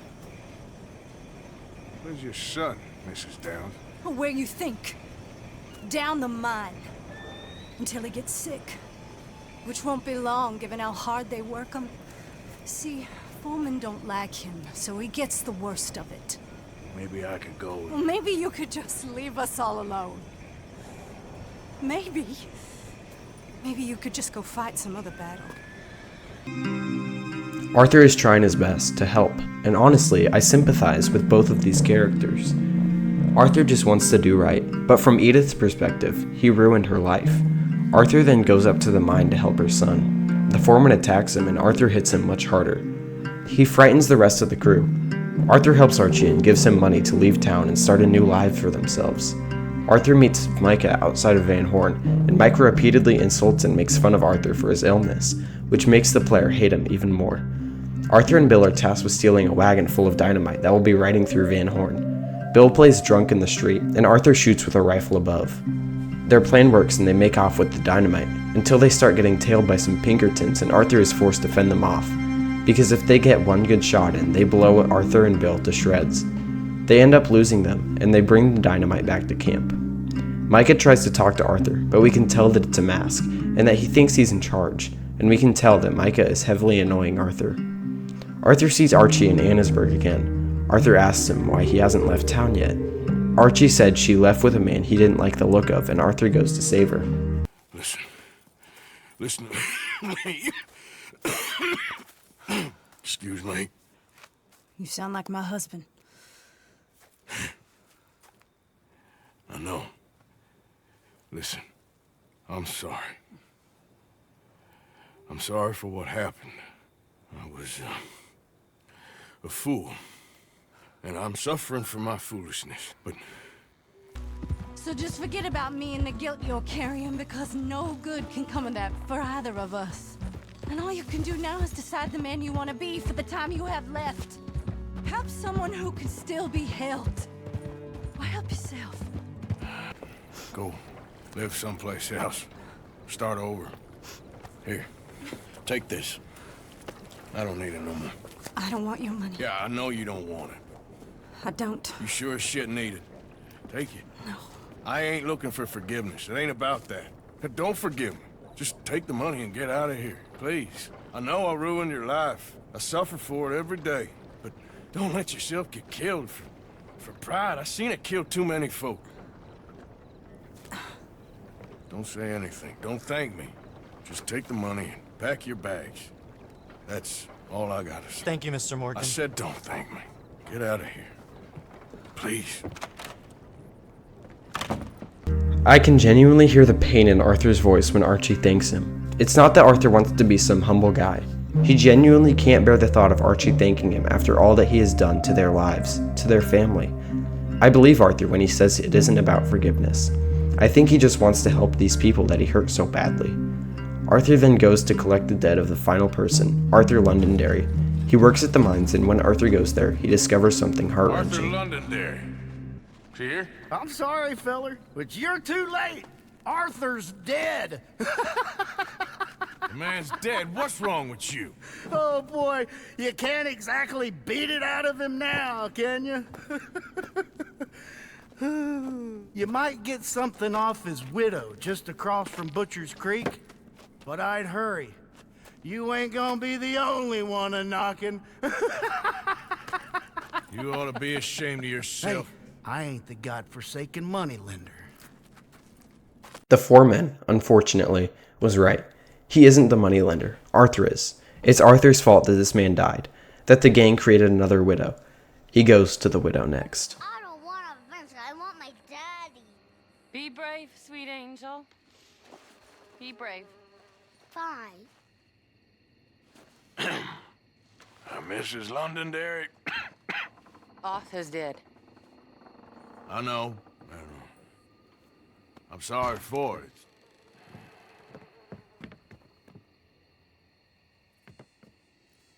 It's just... we lent Arthur some money, you see, and... So it was you. You son of a bitch. What do you want now? You want my boy's shoes? You want the food out of our bellies, what little there is? You want me to lie down for you? No. Arthur gave everything to pay your bills. Everything. And now there's some fellas coming to take the house. There ain't nothing left, mister.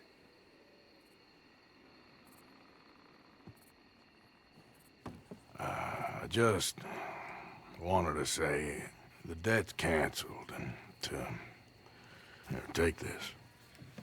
It won't bring your husband back, I know. You need money and I don't. Well, you're a good man. I just wish you'd done it before he worked himself into the grave.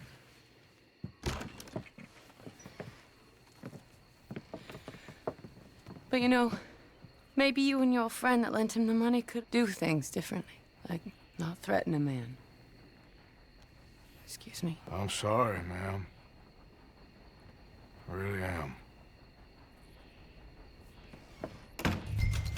The absolute pain in Arthur's eyes as he says that he's sorry. I think in this moment he was reminded of the Downs family. This wasn't done for redemption. This was done because Arthur wants to help. He just wants to help the people that he hurt so badly. Arthur rides back to camp and kicks Strauss out of camp and out of the gang. He knows that this won't fix what's already broken, but he's trying to prevent any further pain caused by him. Arthur begins to have a conversation with Reverend Swanson, but Dutch interrupts him and begins telling Arthur about the plan. Dutch wants to take a riverboat to New York and then from there go to a tropical island.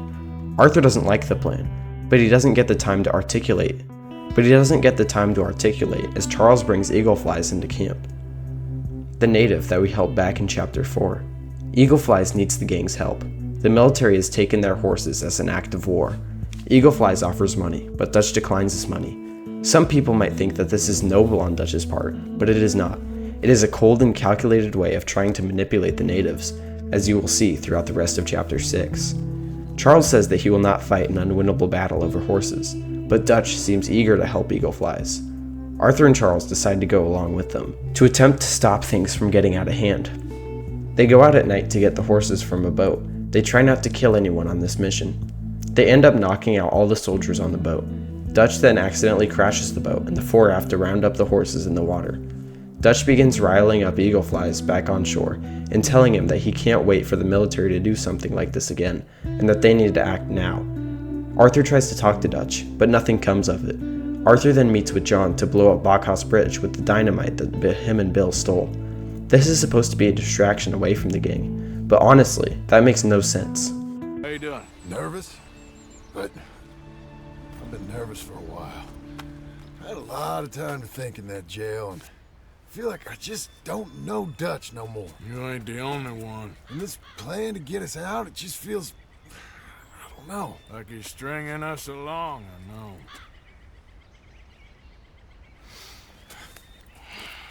Killing in cold blood, revenge, we all do bad things, but he seems to enjoy it now. It's like he just wants to create more enemies, more chaos. Yeah, I know. I mean, I love Dutch. He saved me a long time ago. I feel like in Saint Denis, when I got arrested, maybe he could have done something. I feel like you should take your woman and child and get lost. Do you? You could give something to Jack. It's that or... Well, I don't see no way out of this. What about loyalty? Be loyal to what matters. What are you gonna do? I'll be okay, but do it for me. It would make me feel good, if that makes any sense. A little, but... Listen to me. When the time comes, you gotta run and don't look back. This is over. And now? Now we gotta help Dutch give the army one final tweak on its nose. Yeah, come on. Help me with the rest of this. Well, I guess old Dutch got all the smoke he wants. Well, let's hope so. You really think that that'll draw attention away from us? I guess we'll see. Tell the truth, I ain't even sure I fully understand Dutch's plan with all this. Like I said, John, when the time comes, you go. What about loyalty to everything? You've been loyal. I've been loyal. Look what that cost. You know, all that ever mattered to me was loyalty. It was all I knew. It's all I ever believed in. Well, not anymore, John. Soon, you gotta go. Go. Don't look back. think about it? I've done a lot of thinking. Look at us. Out here risking our necks, and for what exactly? For an idea that don't work no more. How you mean? You know just what I mean. You got a family. You need cash. You need to start building a life for yourself. Me? I need a vacation. And Dutch has all the money for safekeeping. You know something? Abigail thinks she might know where some of that money is. Well, you tell her she better make sure. And then come talk to me. And we'll find out just who and what we should be loyal to. I don't know, Arthur. Nor do I. But I'm seeing things a lot more clearly now. I wish things were different. But it weren't us who changed. The character switch in Arthur Morgan is very apparent here.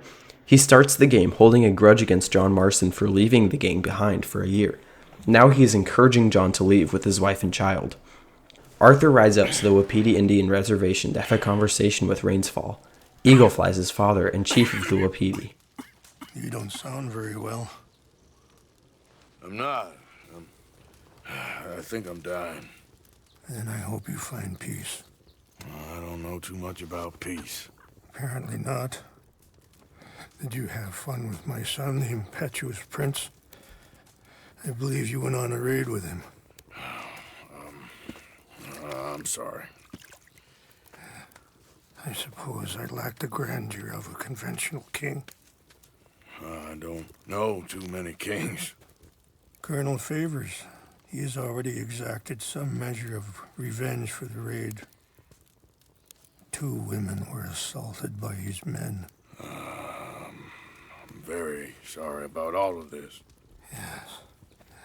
Sometimes the correct path, the bravest path, is the least obvious, and also the gentlest.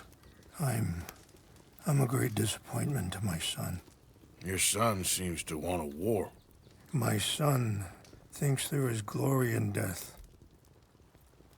Maybe he's right, but for me, I saw death being handed out so freely by the most foolish of men, I never could equate it with victory. Glory has come in service. Maybe. Maybe not, I don't know. I've killed a lot of people. For a whole lot of dumb reasons, and I ain't never seen much glory in it. Oh, your friend, Mr. Vanderlyn, he talks a lot. I don't know him, but my son is easily led. I'm not sure I get you. Well, perhaps we could go for a ride. I'm an old man. My whole life I have tried to bring peace. But I ain't doing so good. Then maybe you can take pity on my plight. Please, it won't take long. Maybe I can help you with that cough. Sir! You know, I had a son once, years ago. Don't talk about him much. Oh, what was his name? Isaac. His mother, Eliza, was a waitress I met. When she got pregnant, she knew who I was, what my life was. I didn't want to promise nothing I couldn't keep, but I said I'd do right by them. Every few months, I'd stop by there for a few days. He was such a good kid. She was too, I guess. Just a kid, 19. What happened? I got there one day. Wait, stop here. I got there one day and saw 2 crosses outside. I knew right away. Turned out some bastards had come through. Robbed them. Shot them dead. And offered $10. Pardoned me. feeling that kind of pain. But I know now that you don't get to live a bad life and have good things happen to you. I think you're being hard on yourself. Maybe. All I can do now is try and make some things right. Arthur reveals that he had a son, and that he was shot and robbed. I think that this made Arthur think about his own actions, and how he robs and kills without thought. This event caused Arthur much pain, and I think we have the full picture of Arthur's grudge against John. Arthur had a family, he had a son, and he gave it up for the gang, just as we see John do in the early chapters. Arthur wishes he had the same opportunity as John, to still have his son, and he held that against John, and was mad at him for wasting what Arthur wishes he had so much. When we get to the spot that Rainsfall goes to so often, it is desecrated, and nearby there is a military camp.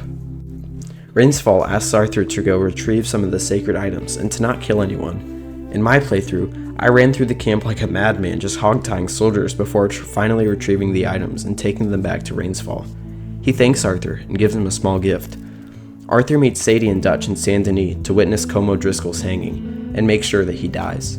We see Arthur pushing against this by saying that they will probably follow him onto the gallows if they attend. They dress up as police officers and act like they're guarding the hanging. Dutch and Arthur find out that there's a sniper on the roof, and Arthur goes up there to take him out. He does, and takes the sniper to view the hanging. Sadie lashes out and starts killing O'Driscolls, and Arthur begins to shoot them from above. The gang managed to escape, and Como Driscoll was hung. When Arthur returns to camp, Tilly gives him a letter. This letter is from Mary. It's her goodbye letter to Arthur. It includes the ring that he gave her many years ago, and includes a very heartfelt message. And this is one of the saddest parts of the entire game. If only Arthur ran away with Mary. Arthur meets with Captain Monroe in Wapiti, and Monroe asks him to take the medicine from the military and give it to the natives at Wapiti. Arthur does so, and Monroe tries to call him a good man, and Arthur declines, saying that he's very much a bad man. Arthur meets with Dutch and a bunch of natives. Dutch is planning to try and humiliate a group of soldiers. Arthur knows that this is a horrible idea, but is forced to go along with it. Reinforcements arrive, and the soldiers start shooting. This starts a shootout between the natives and military. This is bad because the military is already trying to blame them for everything that's happening. And this disaster makes things much worse. And Arthur and Dutch get chased to a cliffside where they are forced to jump off. This mission was such a disaster and shows Dutch manipulating the natives in real time. Arthur talks to Trelawney back at camp, and Trelawney is packing up and getting ready to leave. Arthur encourages him and says that he has his blessing. After this, Rainsfall and Charles talk to Arthur and request his help. They want him to attend a meeting with Colonel Favors. Arthur isn't happy to help, but it doesn't take much convincing for Arthur to come. They ride up to the spot, and Favors begins talking about all the things that Dutch and the natives have done, and he keeps lying to Rainsfall's face. Arthur goes into a coughing fit and is pulled aside, where he hears that Favors wants Monroe tried for treason and hanged. After this, Favors begins yelling at Monroe and accusing him of treason, and then Arthur holds Favors at gunpoint. They shoot many soldiers and eventually escape to the Emerald Ranch train station, where he sends Monroe on his way, and meets Sister Calderon. Morgan! Are you okay? Well, never better. What are you doing here? Well, I'm on my way down to Mexico. They're finally sending me on a mission. Brother Dorkins is very jealous.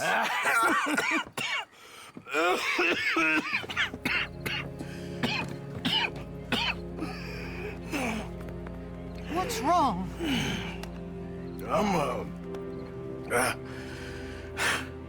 I'm dying, sister. Okay? Yeah, I got TB. I got it. Beating a man to death for a few bucks. I've lived a bad life, sister. We've all lived bad lives, Mr. Morgan. We all sin. But I know you. You don't know me. Forgive me, but that's the problem. You don't know you. What do you mean? I don't know, but whenever we happen to meet, you're always helping people and smiling. I had a son. He passed away. I had a girl who loved me. I threw that away. My mama died when I was a kid. And my daddy, well, I watched him die. And it weren't soon enough. My husband died a long time ago. Life is full of pain. But there is also love and beauty. What am I gonna do now? Be grateful that for the first time, you see your life clearly. Sure. Perhaps you could help somebody. Helping makes you really happy. But I still don't believe in nothing. Often, neither do I. But then I meet someone like you, and everything makes sense. You're too smart for me, sister. I guess I'm afraid. There is nothing to be afraid of, Mr. Morgan. Take a gamble that love exists and do a loving act. All aboard! I'm afraid. What powerful words. This conversation is my favorite scene in the whole game because Arthur finally articulates what he's feeling. You really start to understand how difficult Arthur's life has been, and you really feel for him. Arthur meets Sadie back at camp and she wants to finish off the last of the O'Driscolls that are staying at Hanging Dog Ranch. Arthur agrees, as long as Sadie agrees to help John and his family get out of the life. She agrees and the two head down. There, she goes in without any real plan, and the two manage to kill all remaining O'Driscolls. Arthur walks into the farmhouse to find Sadie brutally killing a man, who we assume to be her husband's killer. I feel so bad for Sadie. Her husband was killed, her home was destroyed, and she took out all her revenge thinking that that would stop the pain, but it didn't and she just kept going. Arthur meets with Charles in Rains Fall in Wapiti, and he promises to rescue eagle flies from Fort Wallace. Charles and Arthur head down there, and Arthur tells Charles about his sickness. Saw, Doc. It's pretty bad. But it's gonna get worse. Oh, Arthur. Any day we can die. We're riding to break an Indian chief's son out of a cavalry fort. We could both die tonight. In a way, it is a gift to know. In a way, you were lucky. Sure don't feel like that. You still have time to make amends. The others, Hosea, Lenny, Sean, all them, they didn't. And what about the Calendar boys? Both killed trying to escape Blackwater? More vicious pair of bastards than ever was. And that's all they ever were and will be. Maybe. You're lucky. You got the chance to do something better. My guess is maybe that's why you're here now. Either way, just keep your head strong. We're close now. Charles is right. Arthur still has time. Not a lot of other men got the chance to make amends. The two sneak into the fort and silently take out a couple of soldiers. Arthur eventually causes a distraction by shooting an arrow into a lantern. This gives the two enough time to rescue eagle flies. Eventually, a shootout ensues, and the three are forced to run, and end up going downriver in canoes and finally lose the soldiers. Arthur tries to talk some sense into eagle flies, telling him that he can't win this fight, but he fails to talk some sense into him. Eagle flies rise into camp requesting the gang's help in raiding the Cornwall oil fields. Rains Fall then comes in and tells everyone that the fighting must stop, and tries to talk to Arthur, asking for his help, and reveals that he helped him once before. Dutch is angered by this, and is mad at Arthur for helping Rains Fall. Arthur agrees to go along with the natives, and so does the rest of the gang. Dutch tries to say that Arthur has been betraying Dutch by helping Rains Fall. Arthur says that Dutch is being foolish. And manipulating the natives, and Dutch reveals that it was his plan to raid the oil fields, handing the natives a death sentence. When they get there, Arthur goes to save eagle flies, and Dutch and his group go to distract the soldiers, and we get one of the coolest shootouts in the game. The music, the atmosphere, the stakes, everything is just so peak in this mission. They meet back up with eagle flies, and they fight off all the soldiers. Arthur and Dutch go into the building and find some bonds, and it is revealed why Dutch manipulated the natives. He wanted the country's attention off of them and onto the natives, and he wanted to steal some bonds from Cornwall's company. When the two leave the building, Arthur gets jumped by some soldiers, and Dutch has the and Dutch has an opportunity to do something, but he doesn't. He got one! A white one! Dad? I need help! I need help!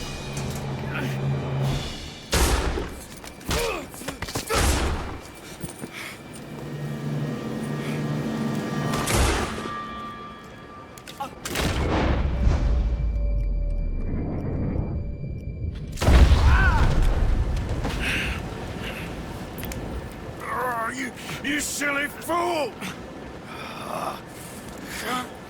Come on!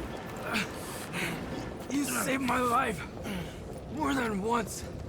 To give mine for yours, it's as it should be. Come on! We need to go.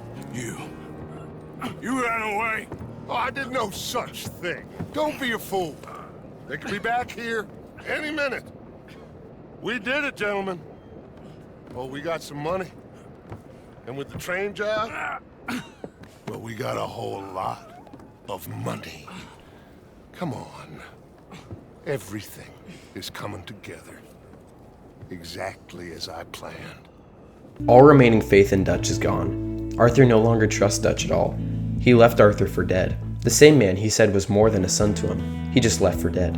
He inadvertently caused the death of Eagleflies as well. Arthur takes Eagleflies back to his father, and he dies in his arms. Charles is going to stay to help the natives, and him and Arthur are forced their separate ways, and they have their final goodbye. On the road, Arthur breaks into a disastrous coughing fit that he would have died from if not for the family he helped all the way back in Chapter 3. I love this moment because it shows if you put out kindness in the world, it will come back to you. If not for them, Arthur would have died on a random road. We meet Dutch back at camp for the final mission. All the pieces are in place for this final train robbery. Dutch plans to rob a train that has the supplies and payroll to fix the train that they blew up. He wants to get on as it goes through Saint Denis and rob it before it reaches the patrol. The gang go out to rob it, but it doesn't stop through Saint Denis, and they must chase after the train. Arthur and John get through most of the guards, but then the train gets to the area where the patrols were waiting at. They must shoot all the patrols. Right after they encounter them, John is shot off the train. Micah and Dutch say that they will go back for him. Arthur, Sadie, and Cleet, one of Micah's friends, get the money and jump off the train right before it hits the blown-up bridge. When Dutch reunites with Arthur, he tells him that he tried, and that John didn't make it, and that the patrol killed him. They make their way back to camp. On the way, they come across Tilly, who has Jack with her. She yells that the Pinkertons took Abigail, and they are trying her for murder. Micah starts saying that without John, she's just bait, and they must leave her behind, and Dutch begins to agree. Arthur doesn't want to believe that Dutch is so completely gone that he would just abandon Abigail like that. Sadie and Arthur ride out to Van Horn, and a shootout with the Pinkertons ensues. Sadie gets herself captured by the Pinkertons, while Arthur has a sniper rifle above, and he must go down and free the two himself. Calm down, Mr. Morgan.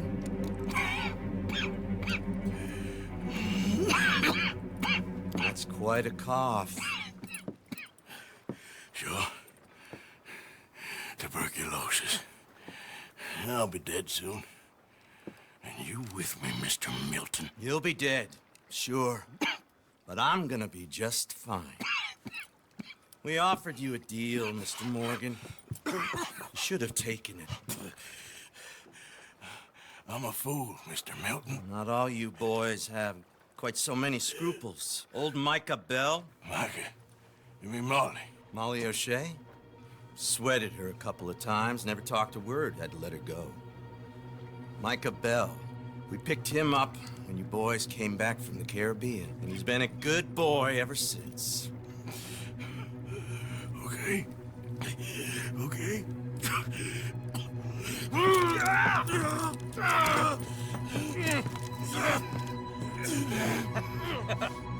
Using your strength, Mr. Morgan. You're still a yapping dog, Mr. Milton.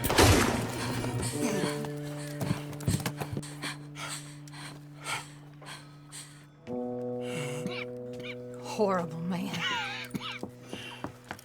It was Micah all along, the man who kept planting a seed of a rat in Dutch's ear. He turned out to be the one who was ratting out the gang the whole time. Honestly, is it even surprising? No, it's not. He's a horrible man, obviously the kind to sell out his own family for his own survival.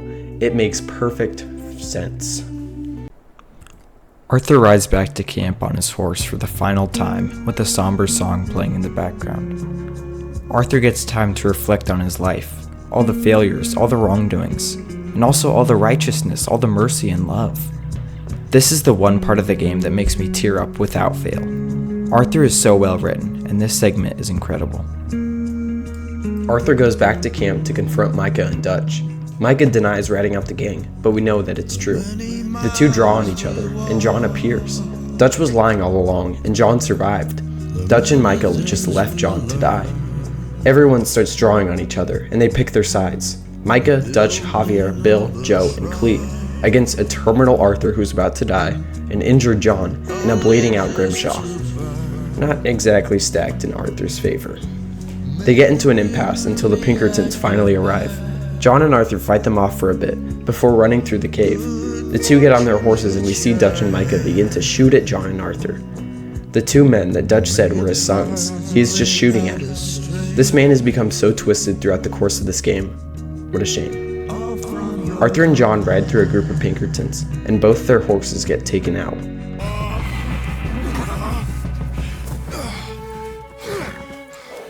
Come on, brother. Let's go. Give me a second. Come on. Push, Arthur.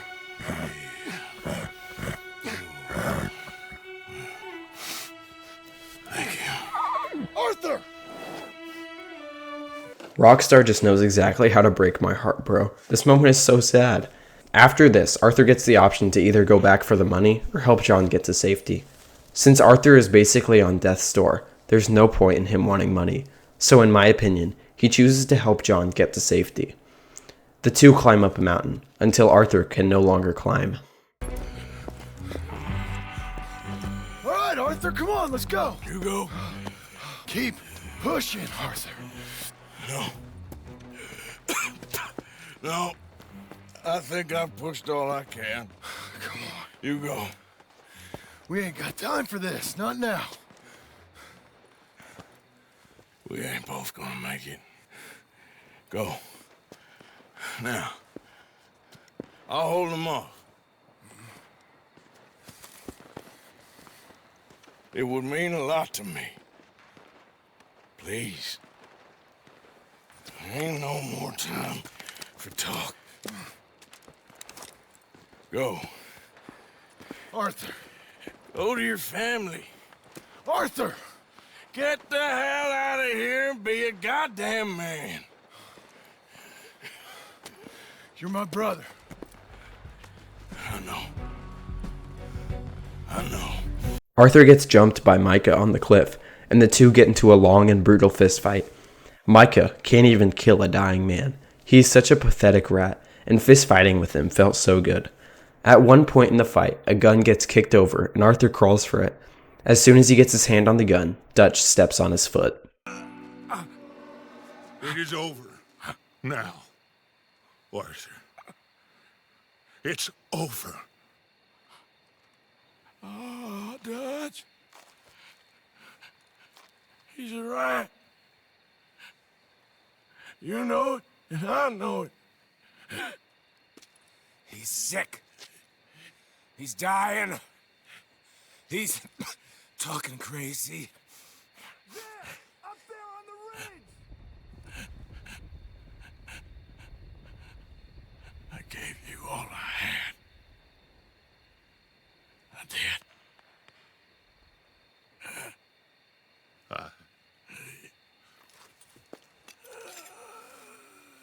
Come on. Dutch. Let's go, buddy. We made it.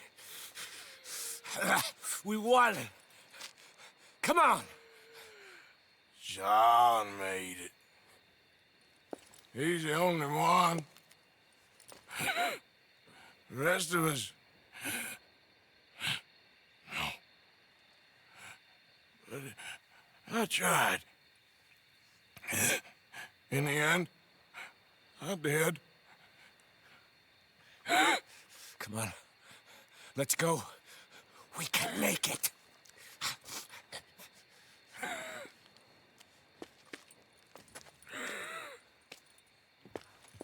Come on, Dutch. Come on! Dutch turns his back on everything. He turns his back on Arthur as well as Micah. Arthur knows that it is done, that he has spent his last breathing moments helping John Marston get to safety and live the life that Arthur wished he had gotten to live so desperately. He helps his brother escape the life that Arthur was trapped in with no hope of getting out. Arthur could have easily said that because he doesn't have much time left, he doesn't believe that he can achieve redemption, that he wasn't going to help, and was going to continue to do evil. Instead, he chose the harder option. He chose to help everyone he could. He chose to live to help others. And this is why I believe he dies a redeemed man. He took a gamble that love exists, and did a loving act. He sacrificed his last moments to help John escape the life. Arthur dies facing the east, to the sunrise. Arthur died a good man, a redeemed man, a righteous man. It cuts to 8 years later. John is in a wagon with Abigail and Jack. John and Abigail are fighting in the front about not being able to live in a stable home. The three are making their way to Strawberry to find work. John gets a short job riding a wagon full of supplies to a place called Pronghorn Ranch. When John arrives, he asks to be a hand on the ranch. Some gang members rob the ranch of the supplies he just delivered. John goes to chase them down and takes the wagon back. After this, Mr. Dickens, the man we meet, says that he'll give us a chance to work on the ranch, and we start.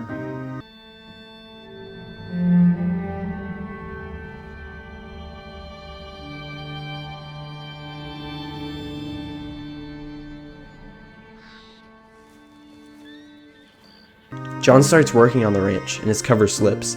He accidentally stutters, and instead of using his made-up name, Jim Milton, he starts to say John Marston. After this, he starts doing chores around the ranch. This section of the game gets a lot of hate because it's very slow, and after the high-paced ending of the main game, many people lost interest. But I love this part of the game. It lets us slow down and contemplate Arthur's death. Abigail is happy to finally have a stable home to live in with her family.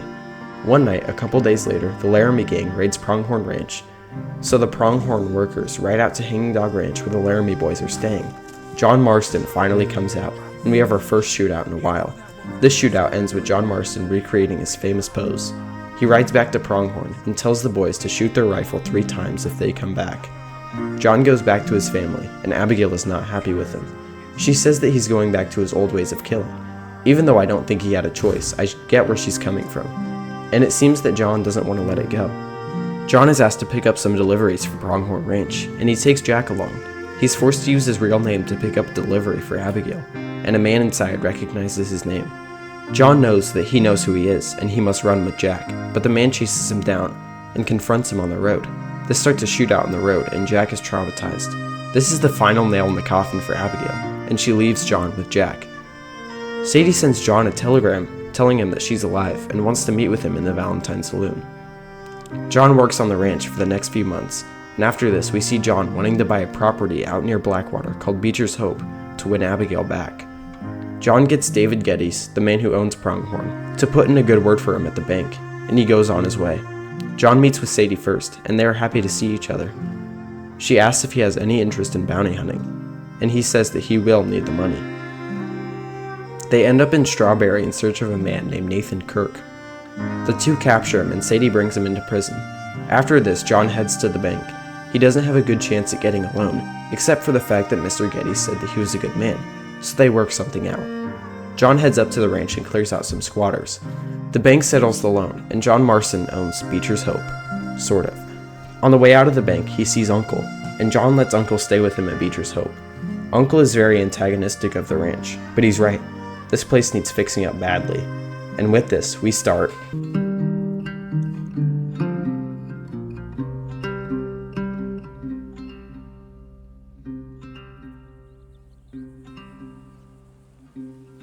John comes back to the ranch to find Uncle being lazy and dozing off. Uncle tells John that he found Charles Smith, who is alive and in Saint Denis. They head down there and find Charles street fighting and throwing fights for a few bucks. You don't know the half of it. John, you're alive. So are you. So's he. That's Uncle? What are you doing? I don't know. I'm alive. Uncle thought maybe you was in some sort of trouble. Kind of, just I don't know. I'm throwing fights for a few dollars. Throwing fights? Sure. And you like that? Of course not. So, let me go place a bet. Come on. Man, I thought you were dead. Sure. Abigail's still alive too, only she left me. Charles and John are forced to run after Charles wins the fight. A shootout starts with Guido Martelli's men. Guido Martelli is the man that took over Saint Denis when Bronte died. The two escape the city and head back to the ranch, and Charles stays with John and Uncle on the ranch. Uncle says that the little shack on the ranch needs to be leveled, so the three do that with the horses and make plans to build a real house on the ranch. John and Uncle ride into town and order a pre-cat house, and back at the ranch, they start building. And I think that's everything! John Marston, you have a home. So do you. Oh, I know. And you, Charles, as long as you'll stay with us. Thank you. Gentlemen, to this happy home. Well, at least till this fool gets his woman back.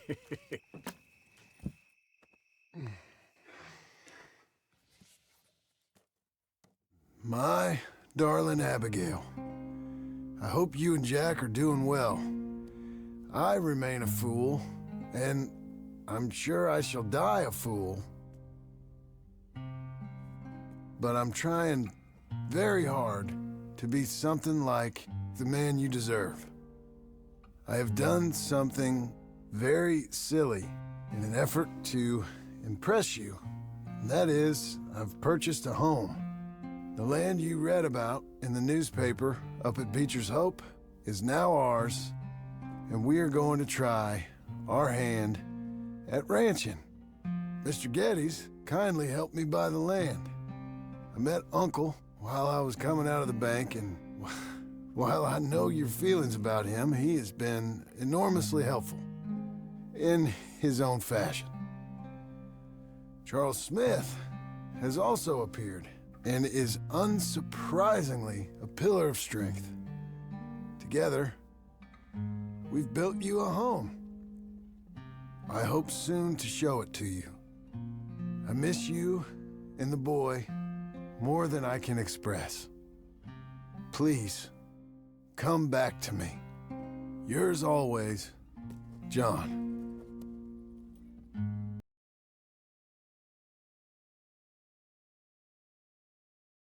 The house is complete, but the ranch isn't completely done, but it's a great start. Back at the ranch, Uncle tells John that they need a barn, so they buy a pre-cut barn, just like the house. On the way out, they meet Sadie, and she asks him to go on a bounty hunt with her. He agrees, and he tells Uncle to hire some builders to help build the barn. John and Sadie's bounty hunt takes them all the way to Rhodes to capture one of the leaders of the Del Lobo gang, a gang that is ravaging New Austin. They turn him in, and John returns to Beecher's Hope. Back at the ranch, we find that the barn is complete, and the three drink to celebrate. They wake up the next morning extremely hungover, but Uncle is gone. He was taken by the Skinner brothers, a savage gang that roams tall trees and kills for the fun of it. Charles and John go to rescue him and find him literally cooked on an open fire. They free him, and his back is badly burnt. They have a shootout with the Skinner brothers and escape back to the ranch, and they pledge to be ready next time. While John is working on the ranch, Abigail and Jack return to John, and they have a nice reunion. They brought a new dog along named Rufus. Abigail is thrilled that John is finally settling down and has a house with him. Sadie comes to the ranch and asks John if he wants to do another bounty hunt. Abigail says no. She wants him to put down that life, but he can't. He has to pay off this house somehow, and Abigail finally allows it when Sadie says that it's a real easy bounty. It's a man who is camping out in tall trees. They find him hiding in a shack. Then a bear attacks them. It almost kills John before Sadie manages to scare it away. They take the man into the law, and Sadie says that maybe he shouldn't come with her on bounty hunts, because she doesn't want to worry about John's family every time she hears a gunshot. John decides to take Abigail out into town, and they get their photo taken together, and John ends up proposing on the lake.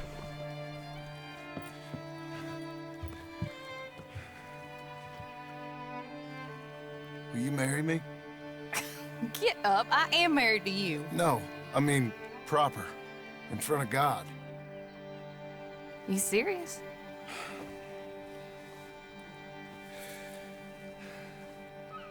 I got this ring. I've had it for a long time. Take it. You serious? It would make me very happy if you would... We've lived a lot of lives. Let's just live this one from now on. You and me, Jack, a family, by law. John, I didn't know it mattered to you. It didn't. But now it does. If you think this is dumb, I'm sorry. Shut up, you silly man, and kiss me.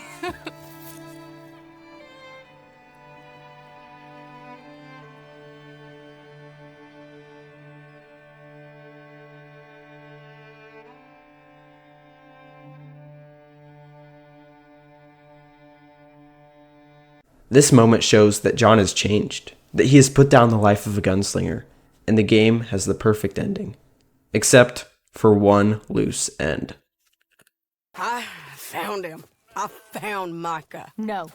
I got a lead. One of his boys wanted for murdering a woman. Been seen drinking in Strawberry. If we can get to him, he'll lead us to Micah. But I gotta go now. You coming? No. He's not coming. I will. That's your business. His business is here. Yeah. Yeah, I'll ride with you. No, I'm begging you. No! You risk all this? For what? For Micah? All this wouldn't exist if it weren't for Arthur, Sadie, and all the folks as fell. If I let him go, this place ain't no more real than one of Jack's dragons. I'm begging you. And I'm begging you to understand. This is it. This is... Please. Please try to... I ain't got no other choice. Keep an eye on the place for me. Of course. Please. Let's go kill this son of a bitch then. The three head to Strawberry to interrogate Cleet.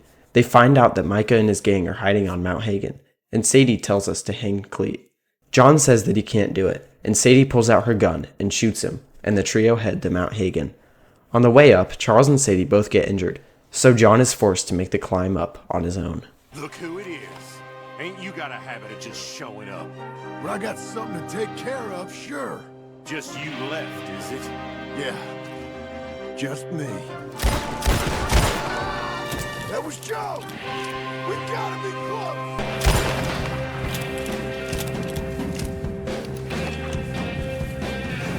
Micah, if you're here, come out! Hello, Scarface. Did you miss me? Not much. Been a few years.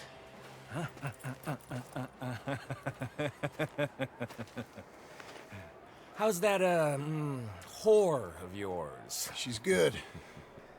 Didn't reckon I should waste my time killing you. But I felt different. So it seems. Well, maybe after all this is over, I'll go pay her a call. And the boy. Whatever you say.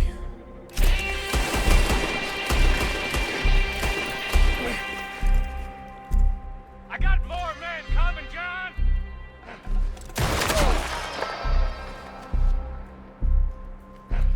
You just run away!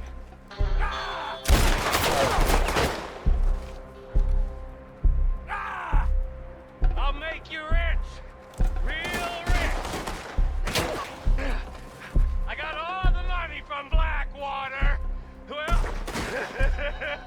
most of it anyway! You want to be rich? Sounds good! Come and give it to me! Damn it! You're slipping, John! It's just here! Come, take a look!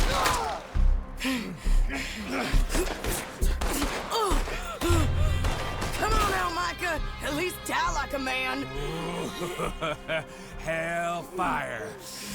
It's just like old times. Come on. You turn around and start walking. You got me.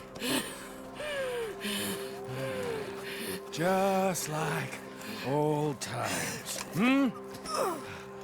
All manner of folk paying social calls. Hello, son. Mrs. Adler. It's been quite a while.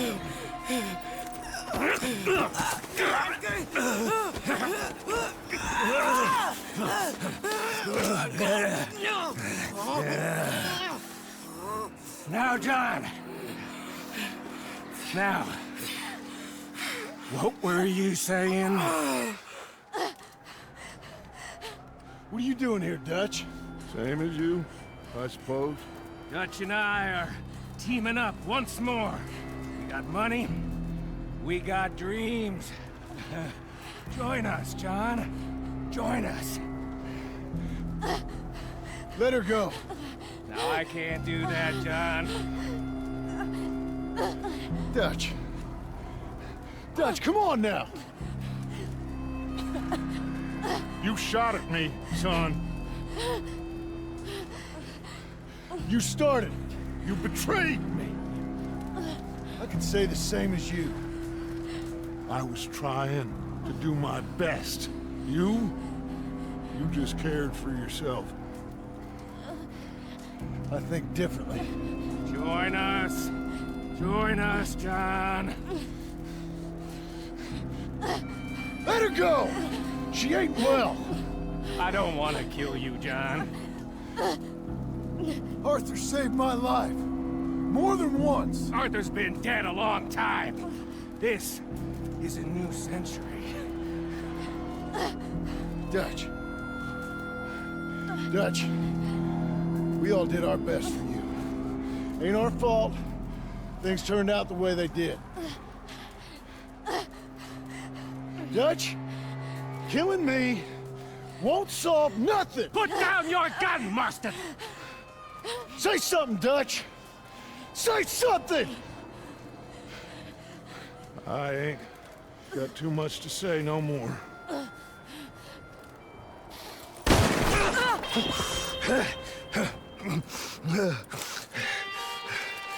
You shot me.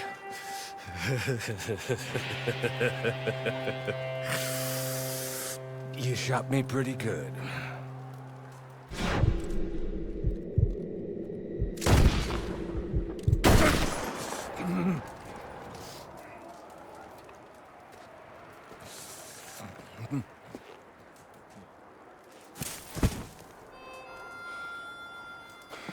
Thank you.